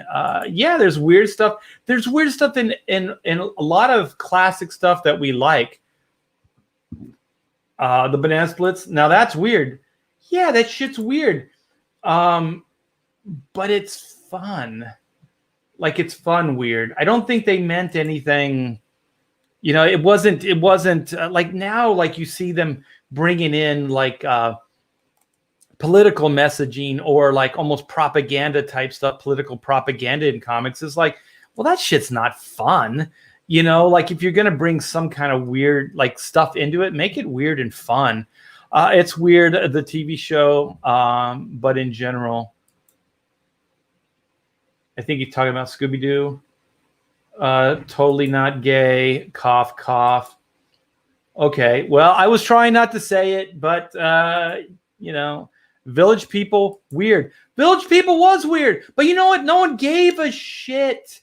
I knew those guys from Wham, especially the one. I knew that guy was gay. I didn't care. Boy George, you don't get weirder than that. Like, I bought the Culture Club albums. I didn't think anything of it. Like, there's some weird shit, you guys. Like, it's all fine. Like, why do we got to get crazy about it now? Or try to, like, now they try to write around it. It's like, oh, this is why this weird thing happened or why that weird thing happens. Who gives a shit? I think as long as you make it very matter of fact, it doesn't matter. And we have to remember, this stuff's made for kids. Originally, it was made for kids. So if it didn't hold up to absolute adult scrutiny, who gave a crap? You know what I mean? It was just fun. I do like the Bat Pulse. I never thought of it that way. Oh, no. I actually turned into one of those guys that I was talking about. Sorry about that, Danky Frankie. I thought I thought everybody knew these things. That's why I was saying this. I actually burst one of Danky Frankie's bubbles there. And don't look into that any deeper. I didn't mean it any deeper than that. Shane Burgess, Bruce was not a normal person, and Dick's tantrum or a traumatic story makes enough sense. Yeah, Bruce Wayne is a damaged human being, man. I used to have conversations with Howard Chaykin, and we used to go back and forth, and he would say, if there was a person that actually exists that did that, that would be a seriously, seriously damaged person to dress like a bat and go fight crime. And so we used to just say, if Bruce Wayne, if this was real, most likely he would hire a police force, and he might actually have an intimidation to them, like bats or something like that, some kind of, scare factor to them. But he would probably hire a police force, like a private police force that he would train and heavily fund, and they would go out and fight crime. Because it actually makes more sense, too, because one person, you can only do so much. But if you had a whole task force going out there, that makes a lot more sense. Who knows? Maybe I'll tell that story. Because I think it was equal Howard and equal myself. So I'll claim some kind of ownership to it. Maybe I'll do it with Howard. Who knows? Who knows?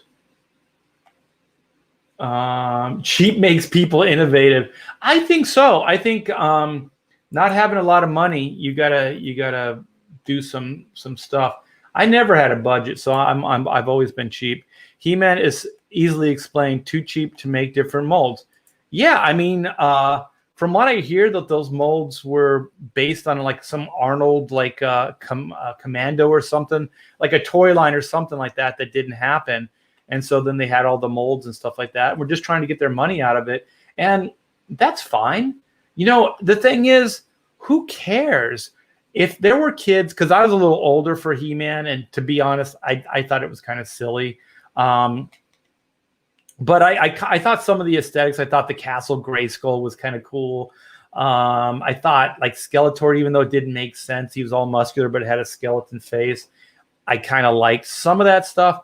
But there were people that loved it. They grew up on it. They loved the toys and stuff like that. And who is it for me to shit on anybody's childhood? You know what I mean? Like, if that's what brought joy to you, then so be it, man.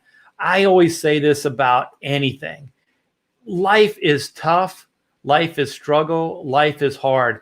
And if you can pick up a comic book and get 20 minutes of escapism, if you can remember fondly of jumping your bicycle and trying to be Evel Knievel, if you can, remember some cheesy Hanna-Barbera cartoon that meant so much to you as a kid, who cares, man? You know, don't try to squish somebody's childhood. Those are special memories, man. And if those brought joy to you, then so be it, man. Don't try to diminish somebody's fun. Who the fuck are these people anyway? You know what I mean? They're always constantly trying to bring somebody down. Like, really, you like that? Like, how many times have you got into those conversations? Like, yeah, I like that, but you know what? I was 7, so fuck you. You like HR Puffin stuff? Yeah, I liked HR Puffin stuff. I was 7, like just shit like that, Oh, you didn't know that the Batman TV, the 66 TV series was campy? No, I was 5 years old. Give me a break. That's so funny.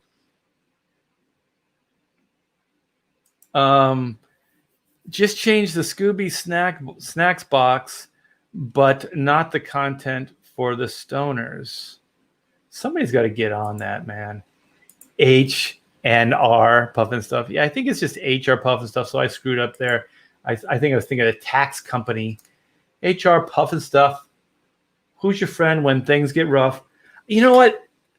Somebody needs to bring that back. They need to do like a CG HR Puffin stuff and just totally destroy the look of him, like they did Godzilla, that first Godzilla movie, and just make him try to make him realistic. Do it as what's that guy that did Transformers, Michael Bay? Do HR Puffin stuff, but have like Michael Bay do it and just completely destroy it. And it would be hilarious just to see the car wreck. I am twisted enough that I like to see bad movies when they're done really entertaining. Like when it's absolutely funny and entertaining, I like to see bad movies. My wife and I used to go to, Blockbuster, and we just get the cheesiest film we could find, like robot boxers, or what was it? One was like robot. I think it was like some kind of boxing robots or some crazy shit. I can't remember the title of it, but yeah, we used to get all that stuff and just make fun of it. Just laugh our asses off. Alice the Goon. Yeah, there's that's Popeye, right? There's all kinds of weird stuff. Even like in like if the Flintstones wasn't weird enough, wasn't there like an alien from some future time? What the hell was that guy's name? He had like this helmet on with these antennas, and he called everybody Dum Dum. Hey Dum Dum. Hey Dum Dum. Yeah, just weird. I want to get back to that. Robot Jock. Maybe that was it. Yeah, that sounds familiar, John. Thank you. You guys are the best. Yeah, Robot Jock. Yeah. The Great Gazoo. That's who it was. The Great Gazoo. Thank you, Tara Wombat. You guys are awesome, man. I wish I had the chat every minute of the day, so when I can't find names. Oh, Tarantino would be hilarious. But I want to get somebody that makes, like Tarantino would make it good. Like he'd figure out like some way to make HR Puffin stuff good. I want to see like it done bad for some reason. I don't want to see somebody try real hard to legitimize HR Puff and stuff. I want to see somebody like just really butcher it. Like what ended up becoming the Transformers franchise. And what's the other one? It's Michael Bay, and then there's the guy that produced like the Pirates franchise. Do they have Lightstorm? Is this production company? What is his name? I always get him and Michael Bay confused. But well, if Robert Rodriguez did it, it'd be cool, man. Didn't Robert Rodriguez do the first Spy Kids or whatever? I mean, as having a kid and being an adult, watching stuff with your kid, Spy Kids was awesome, especially that first one. Yeah, something like that. Yeah, or like even Blumhouse, but don't turn it into a horror. Like, still try to keep, because I know Blumhouse is like, aren't they mostly Jerry Bruckheimer? Yeah, like just throw a shit ton of money at it. You know what I mean? But just watch the shit show. Like, that would be, you know what? That would be a movie I would look forward to. I would buy the art book just to get some shits and giggles, because just watch like how many bad different like HR Puff and stuff designs they came up with. Because let's face it, like, I'm sorry if I'm pooping on anybody, but what was it? Cameron, his Avatar movie. One, I thought it was so preachy and heavy-handed. My gosh, like, I can't even watch that movie. It's sickening. And then two, those designs, those blue cats, those giant blue cats, horrible, man. Hollywood tries to, what they call it, the uncanny valley. Like, they try to make it almost like too realistic, and I think that they should make it more stylized than realistic, because it gets really weird. And I would welcome that with HR Puff and stuff. Like, just try to do like a legit, like, let's try to make it realistic. Let's make Freddie Flute like realistic. Let's make all the world realistic, and just watch that thing just burn. Yeah, I'm a little twisted, you guys. Oh, we got Pedro in the chat. Hey, Pedro, what's up? Yeah, I would like Jerry Bruckheimer just because I think, oh, that's another aspect to like Jerry Bruckheimer and Michael Bay. There's an air of pretentiousness about it that I would find hilarious too. Like, because they would be taking it so seriously, right? And then the behind the scenes, could you imagine like Jerry Bruckheimer talking about it like so seriously, or Michael Bay talking about like, oh, the designs, whatever, and we went to the whatever, and you know, and then Michael Bay is also like, we didn't want to do the stupid like cartoon designs. Like, I remember hearing him talk about like Transformers is like, I don't want to do like the stupid cartoon version. I want to do like cool, realistic versions of these things and stuff like that. And whatever, man. Space Smurfs. Yeah, that movie is so bad, and Hollywood has their nose up each other's butts so much. They thought that was a deep movie. That's not a deep movie, man. That is like the tale as old as time. Not that innovative. Yeah, and it was boring. You know what I wanted to see more, and maybe it's the chrono mechanics aspect to me. Like all those earth movers, all that tech stuff that you just got to see like little sides of it. You didn't get to see anything cool with them.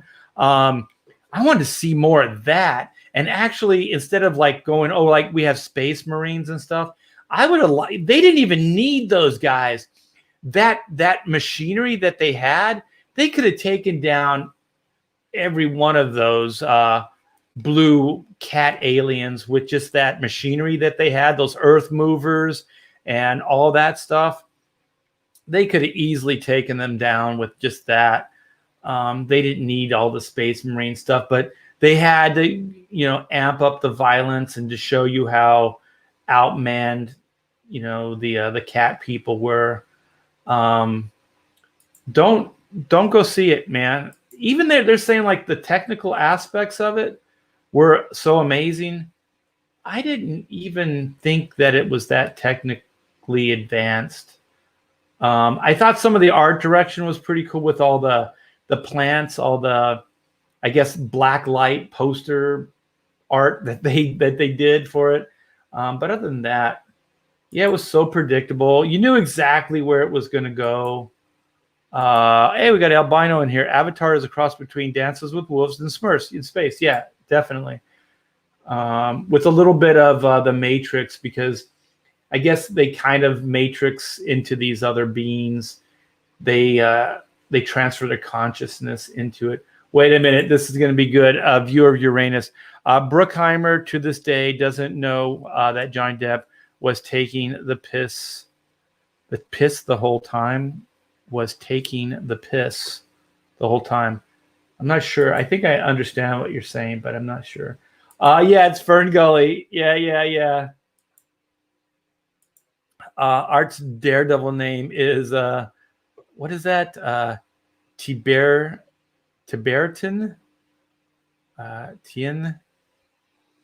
Tiberton, the devil or devil. That's cool. That is cool. Michael Bay is a very important person. In his mind, I think him and his stunt crew do some pretty cool stuff. It's like, I say this, okay, like Michael Bay and his stunt crew would be good to have on any movie. Like, but have them do all the stunts. Just the stunts. Like his story stuff, it's okay. And then there's somebody like Tim Burton, which he does happen upon a good story occasionally, but it's usually when the movie studios are very, very heavy-handed with him, not to stray from the script too much. But his stories are usually not all that great, but his art direction is pretty interesting. So I think there are some directors that are like great art directors and stunt directors, but not necessarily good directors overall. So the Eco movie, yeah. And how the hell they're going to do more movies, I don't know. And also, who cares? Like, where the hell are they going to go from there? You know, like, what are they going to up the scale? Those blue, whatever the hell they were, the cat people, they were fighting with bows and arrows, weren't they? Were they picking up the bad guys' guns at the end? That's the only thing that makes sense. Is like pick up their weapons and use them against them. Michael Bay is ruining things in a fantastic way. Well, he pretty much killed that whole Transformers franchise. That thing came unglued quickly. And I do believe it's because that first script, not that it was a great script, that first Transformers movie was pretty much ID4. But they took a proven formula and put decent action to it. But I think when he got to do his own thing, like in the second one, like what was with that they were saying Transformers could now be humans. There was that sexy chick in the college dorm. Like, what the hell is that? If you as evil Transformers could do that shit, why do you even need to become vehicles? If you could become humans, you could become the president, or you could become heads of state, and you could just bring on World War III and take over in a heartbeat. It wouldn't even be that hard. Well, that would be really, really cheesy, but I would just see like John Woo turning into a crazy action film. Wasn't there Witchy Poo? Like they'd be fighting Witchy Poo. You could turn HR Puff and stuff into what Eric Weathers did with The Wizard of Oz. You could like just have it all like paramilitary, because HR Puff and stuff is a cop. He's a sheriff, right? So you could actually arm him, and then Freddie, what is the kid's name? I don't know what the kid's name is. Like maybe he was like he wanted to be part of a war, like put him in a wartime. So, but he was too young to fight, or like he had a deficiency, so make him kind of like a Steve Rogers type, right? And so then he goes and gets transferred to that island. What was it called? The Magic Island, or whatever the hell it is. And so then H.R. Puff's having a hard time with all this witchy poo nonsense, right? And he can't keep up with the arrests and keep up with law and order on the island. So then with God, what is that kid's name? I can't remember his name because it was Freddie Flute. But then whatever the kid is, like he teaches like more of like military ways of fighting and like guerrilla warfare and all kinds of stuff. And they take down Witchy Poo and her evilness that's trying to take over. What is it? It's not Mystery Island. What the hell is it called? I can't remember, you guys. Once again, I was 5 when that came out. I haven't watched it since. So Mystery Island, Mysterious Island, I forget. Could be good. Yeah, turn it into like a John Woo action film. That could be pretty cool. Also in the comic, the Probe was looking for life forms for the Transformers to transform. But because all life they knew was mechanical, the Probe used cars and stuff. Yeah. But what about humans? Yeah, it doesn't explain that. I'm fine with that as a concept. I think it's cool. The limitations of what they could do. Oh shit. Danky Frankie's on fire. Megan Fox's Witchy Poo. Holy shit, dude. That would be priceless. A sexy Witchy Poo. I wonder what she looks like these days. We've all experienced sexy college chicks that wound up being Decepticons. I know where they were going metaphorically. Yes, that's funny. That's interesting. But it just shits on the entire concept, man. I hate when directors do that. They have one idea they think is so damn cool, and then they just shit on the entire point. You know what movies do now? Rian Johnson was one of the biggest offenders. They have a fucking joke. They have one joke, and they'll compromise the entire concept for a joke. Luke throws the saber over his shoulder. Ha ha, funny. Compromises Star Wars. That one act. Why? Why would you do that? Like, that's something that should have been thrown out in the writer's room, right? That's like an idea that you have, but immediately you get crucified like by your peers. Your peers are like, what the fuck? For a joke? You're going to compromise Luke Skywalker for a throwaway joke? What's wrong with you? I have friends that would do that to me. I think everybody needs those friends. Megan Fox is the best part, and she would be best. She would be the best part of the HR Puffin Stuff movie that we are creating at this moment. And you guys know Hollywood listens to everything I and we say right now, so they're taking notes, man. They are taking notes because Danky Frankie, I hope I'm saying that right, he's onto something. He is onto something. If we do, somebody else threw like some of the action guys, the John Woo. I'm not a big John Woo. Like in the day, I like this stuff, but he could make it cheesy. That Hulk movie he made was pretty cheesy. So maybe we could get that John Woo in there. No. HR Stuff and Muff. No. That's not nice. No. But it would draw us back. This would draw us back to getting Megan Fox into the story. See what Megan Fox is doing these days. I'm sorry, Megan. I know you're a big fan of my Hack Shack live streams, but we mean you no disrespect. How many times can you show Megan's ass in an outfit so bae? Oh, I'm all in favor of like a sexy Witchy Poo. Hells yeah. It's weird. Remember when what would Disney try to do an Oz film, and they tried to sexy up the Wicked Witch of the North or whatever it was. And didn't they hire what's her name from that 70s show? Like, she's at best cute. She's not sexy. She's cute. And then they got somebody else to play her sister that's a little bit past her prime. And I think at best she was okay as well. But they tried to sex up the witches. And I thought, like, if you're going to go that way, don't half-ass it, man. Get somebody like Megan Fox. Because it's just weird. What is the actress from the 70s show?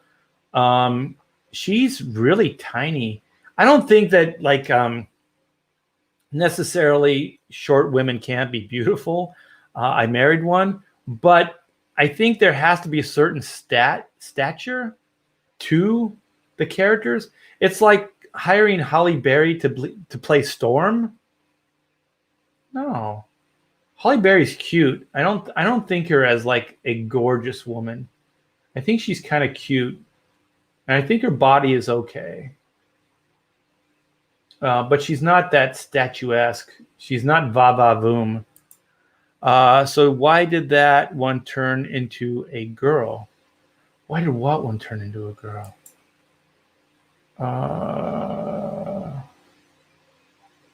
Yeah, I don't know. I'm starting to get hungry though, you guys. It's 1 o'clock. I think you're talking about Transformers still, because they didn't know that humans were life forms. Yeah, I don't know what that's all about.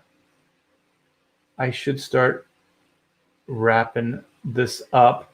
And I am going to give one more shout out to,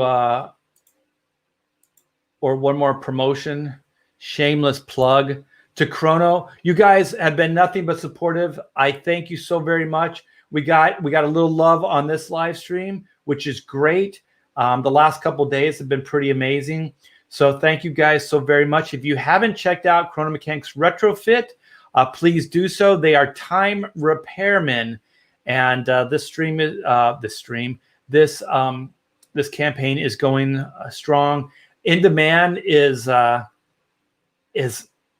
awesome, man. I am so thankful for In Demand because we really managed to turn this campaign into a big success, and I thank every one of you. Let's see if we're at 651 backers. 652. We got another backer. We are at 47,818, you guys. With your support, we might be able to get this thing to 48. We're under 200 away from 48K. So thank you guys so much. At 48K, I can actually start dreaming about possibly hitting 50. So at 50, then this is going to be an enormous success, and we will celebrate. We will do some celebration. I have been planning on some cool giveaway stuff, like some raffle stuff and things like that we might be able to do as a way to campaign and get some love for Chrono Mechanics. So I got some stuff planned for future live streams. And another thing, I was told by Chris Browley from Bleeding Fool that his Whisper Network 2 is going to be dropping very, very soon, most likely tomorrow. So you guys stay tuned. We will probably do a live stream, a Pontificators live stream, as soon as that breaks. So it'll probably be early tomorrow. That's kind of what we're looking at right now.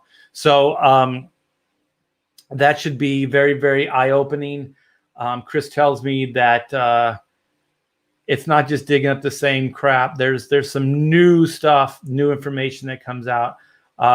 Live stream until we get to 50K. Yeah.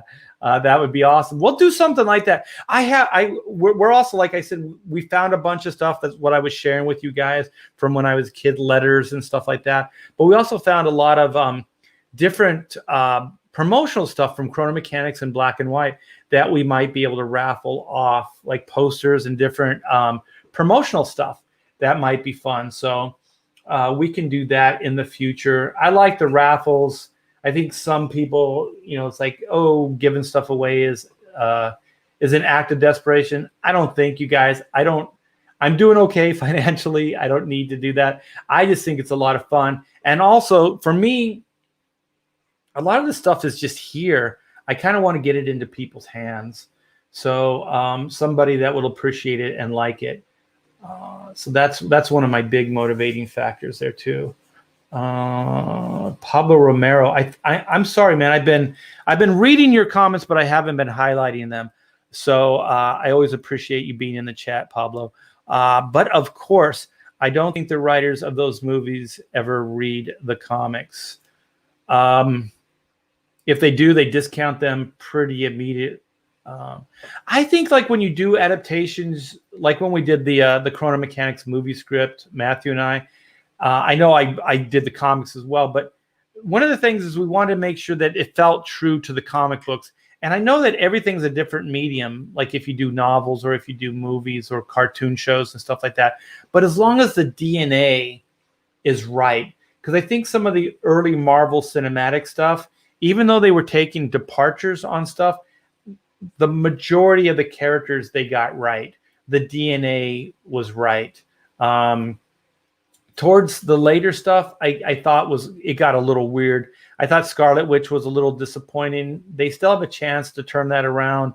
And I think that Spider-Man, depending on where they go with the Spider-Man character, can be a little disappointing from somebody who likes Spider-Man and the mythology that is the Spider-Man universe, because they're kind of, that could be a live stream unto itself. But I think that they are kind of veering a little too far away from Spider-Man's world and making him too much of the Marvel Cinematic Universe. And I feel like I would like to see Spider-Man. I think he deserves to have his own world that feels tangible before he becomes too much part of the universe. And they kind of have like the cast of Friends, like in high school and stuff like that. But like I said, this could go on forever. There's a few other things that I have a problem with, but that they can still fix. They can still fix. There's the Capullo cover. Here is the Capullo cover right here, you guys. So also the black and white books are going out. I was going to try to see if I could find the black and white cards here, but I have a bunch of other cards here. We just got the tubes. So if you're coming in late, we just got the shipping tubes. You can see how heavy duty this sucker is. Very, very hard to crush. You'd have to go out of your way to crush this sucker. This is what the black and white prints are going to be shipped in. And so we got some pretty badass packing material here. We got boxes and boxes of those downstairs. And yeah, I like Greg Capullo's work too. And we got these, you guys. So these are the Chrono cards. So are these all Caravaggio? These are all the cards, and we just got these in today. These things are gorgeous, you guys. Look at that. Here's the backs. Wait, that's not the back. There's the backs. So they came out really cool. And the only place you can get these ones that I'm showing you now, the main character ones, these all come in the variant cover collection. So you'll get 4 of these cards. You'll get all the core. You get Zin. You get Oot, which I just showed. You get the Caravaggio card. And then where is the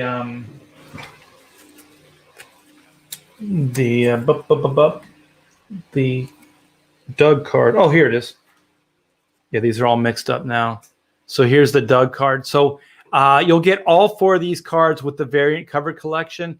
And if you back the ultimate tier, you guys, the ultimate tier comes with all of the trading cards plus 4 extra cards. And the 4 extra cards are the Time Giants. And if you, on the back, the Time Giants have Joe Q on the back. So Joe Q is definitely, he's a little parody version of Joe Quesada. So when you read the book, you're going to understand where Joe Quesada came from. and or where Joe Q came from. And so this is Corky. He's one of those 4. And then we have the Foreman and then Skippy. I think I started the show off with Skippy. I can't find Skippy here right now. Let me see. No, those are Doug's. But then once again, you guys, these are the stretch goal. These are the stretch goal cards.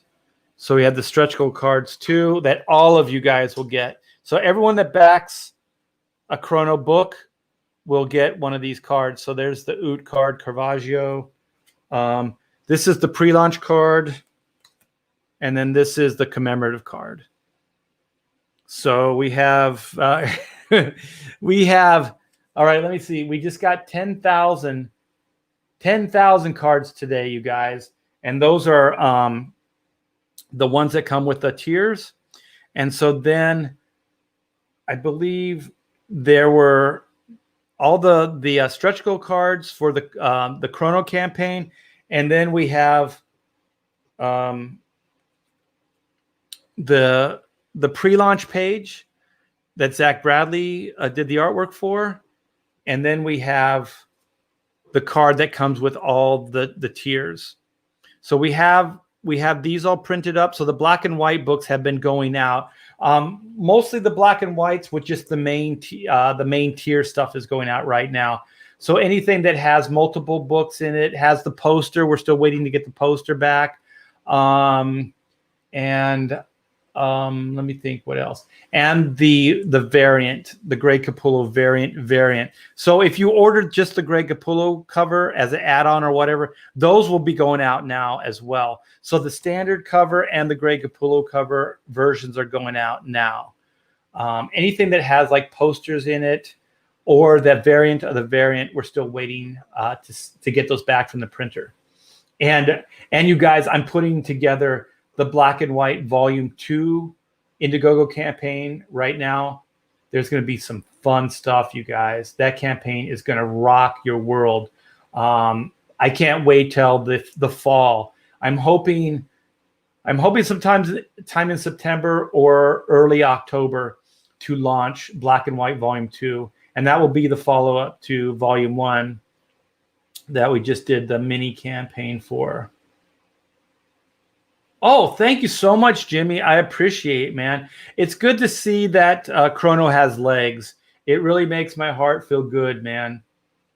That it's still getting attention. We're still getting backers. Nice cards. Well, thank you so much. I do appreciate it. Sam Raimi with maybe some better casting. I'm not, what is that guy's name? Todd. I forget the actor's name that played Peter Parker. He's a little too whiny for me. I don't really care for that guy. Some people say he's the perfect Peter Parker, and I can see that. It's just not my taste. I think the new guy that they got is pretty good. He's kind of the right combination of a nerdy type or geeky guy and hero. Tobey Maguire, that's the guy. I think for me, Tobey was really not good casting. I did like what was his name? Albert Molina as Doc Ock. I thought he was pretty good. And I thought that what's his name as the Goblin? Oh man, how can I forget his name? I thought what they should have done with him is I don't think they needed the mask. I think they should have done like what they did in the Ultimate comic where there's a transformation. Like he actually becomes the Goblin, like physical. I know it's a lot like the Hulk. So it's a little bit of like the Hulk idea. But they didn't have to change him as much as we did in the Ultimate. Maybe just like make him grotesque looking. Like more of a like a monster. Like the actor, not James Franco. Yeah, Willem Dafoe. Yeah, thank you, Willem Dafoe. Like he's already really odd looking anyway, but just kind of maybe make him a little bit more ugly and then just do prosthetics and stuff like that on his face. And And I think that would have been fine. That helmet was weird, I thought. Like, why did they go to that extent? I didn't think they had to. But I guess that's what it was. Oh, okay. I'm remembering now. He was like, it was a weapon, right? It was like some kind of like weird, like military, like what? You could have militaries flying on drones, dropping pumpkin bombs. I don't think that's very doable for like a battle. But anyway, yeah, I think it was some kind of suit. Yeah, so that's why he had the helmet, like it was some kind of protective armor or something like that. Yeah, I thought like, why, if you're gonna cast Willem Dafoe? Because when I first heard that he was gonna be cast, I thought they're gonna do the ultimate version. They're just gonna kind of grotesque, make him like, a little bit more grotesque and twisted looking. Because they could have even made the body like, like more like Hunchback, like just make his body deformed. Because I'm trying to think. Was there a gas involved? Because I think later they introduced with the Marvel no, it was still Sony's version. Wasn't like there was gas involved, like somehow there was gas, and then that gas transformed him into the Goblin. And I think they did that in the Andrew.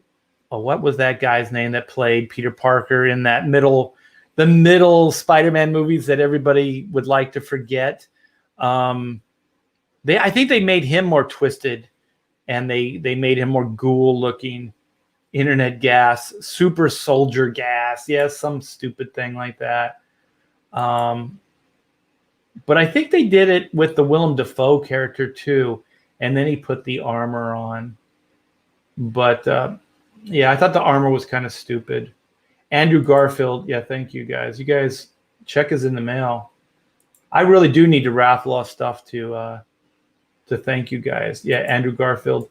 Also, you guys, I think we were only 2 away from subs to get to 3,000 subs. Let me check. Whoa, I didn't want that to happen. Let's see where we're at. See if we did it. Let me refresh here, because I think we were only 2 away. Oh, we're still 2 away from subs. So if we can get 3 subs, we'll be at 3,000. That would be awesome. That would be awesome. So this was a really good day for me, you guys, and you're a big part of why that. And we are definitely moving forward on these trading cards. One last look. Look at that. Look at that. These things are so cool. You guys will get these in the mail very, very, very soon. We should get books sometime next week, which is the hopes. And thanks for all the support, you guys. You guys are the best. And also, just thanks for letting me share a little bit of my childhood with you guys. That was a lot of fun going down memory lane and exposing my connection to Richard Nixon and the White House scandal. Yes. So take care and keep backing these Indiegogo Comicsgate projects. I do believe that the Lost Pages just funded, but it's still in demand. So you guys supported the hell out of the Zaid brothers. I think I saw them bopping in and out of the chat. So go check that out. It's in demand right now. And also the Major Live campaign that's going strong right now is Graveyard Shift. My buddy John Malin has got a campaign that is breaking sales records, man. Comicsgate is going strong. You guys are the best. Thank you so much for backing these campaigns. And yeah, go check out Graveyard Shift 3. View. Thank you so much, man. Yeah. Thank you. I Borrow Ideas. Kozar, I think, launched yesterday, so I couldn't give them as much time as I wanted to yesterday. I'm really trying to get some work done so I can get out in front of the Black and White 2 campaign and get some of those pages done. So yeah, go check that out. I think they launched yesterday and they're going really strong, really strong. And Florida Man is counting days down. And what was the other one? Skits. Skits Comics, I think, is counting their days away from the end as well. Candace says she sent me an email. I will check that out. Do you want me to read it right now? I'll read it. I won't read it. Waiting to make a purchase on your site, but I need info. I thought I got back to you, Candace. Sorry if I did not. Just so much, you guys. Like it's become like Facebook DMs, Twitter DMs. There's multiple groups on Twitter, and then there's Instagram. There's so much, you guys. So if I haven't got to you yet, I apologize, and I'll eventually get to everybody. That's the Aussie gang. Yeah, wait, what was that? The Aussie gang. I love all you guys, man. I've been hanging out more, and I think Pamela this morning said we're getting a lot more backers from the UK, Europe in general, and Australia. So thank you all, you guys from Europe and the UK and Australia. I do appreciate it. View says that he got the lunchbox. Cool. Ooh, thank you so much. I got a burrito. From my daughter. That's not a very good Hispanic impression. Is Mike Barron Comicsgate? I don't know, man. Ask Mike Barron. Oh, here's a link, you guys. Go check out Kozar. I always want to say Kozer, but it's Kozar, I think. No, I'll get to it, Candace. Don't worry. I will, definitely. And also, to be honest, my wife usually keeps me in check with some of the emails, but that's been going pretty nutty as well. Let's see. I borrow ideas. I know this is going to hurt me somehow. Art is busy sorting out all the nude requests he gets every day. I knew without even reading it that you were going to say something like that. But you guys are the best. I do appreciate it. I think CG is more of a group of people who support each other. Like Shane said, it's really not a club you join. It's not a club you join, you guys. I don't know what you would call this, to be honest. And you know what? Who cares? It makes it a little harder to talk about what it is, but I think everybody has their own take on it. But the one that is completely wrong is that it's a hate group. I don't know how the hell anybody, even in their wildest imaginations, call this a hate group. I have not seen anything like that. And I swear to you guys, I would not be part of a hate group. It's not in my nature at all. Oh, wait. What is this? Drawing Aces, Hell Art. How many more subs to 3K? Sadly, it went down one sub since I started. So we're only 3 subs away from 3,000K.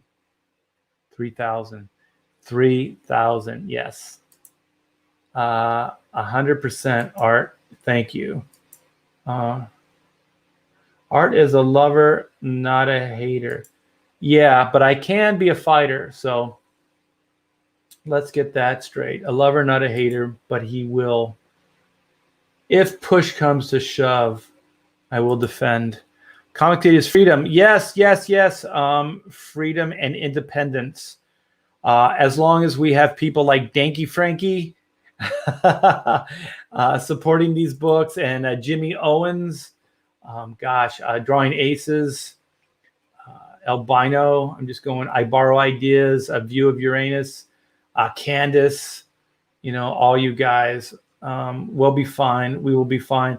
And it is growing, you guys. Thank you so much, man. I do appreciate all the subs. And I will try my best to keep you guys entertained as much as I can. Yeah, I got a little feisty about that. Jay's a good guy. He's a friend. We had a little friendly competition when I launched Black and White, and he launched Hellshock. And so we were going back and forth with the numbers. And I think eventually he won out, but not by many. It was pretty toe-to-toe.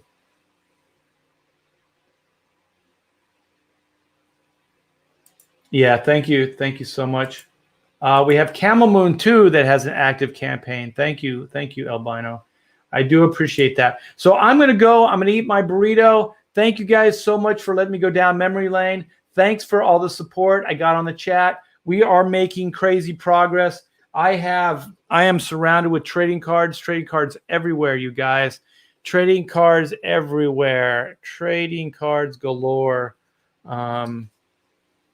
Look at Zen. Look at how adorable. Look how adorable. The squid.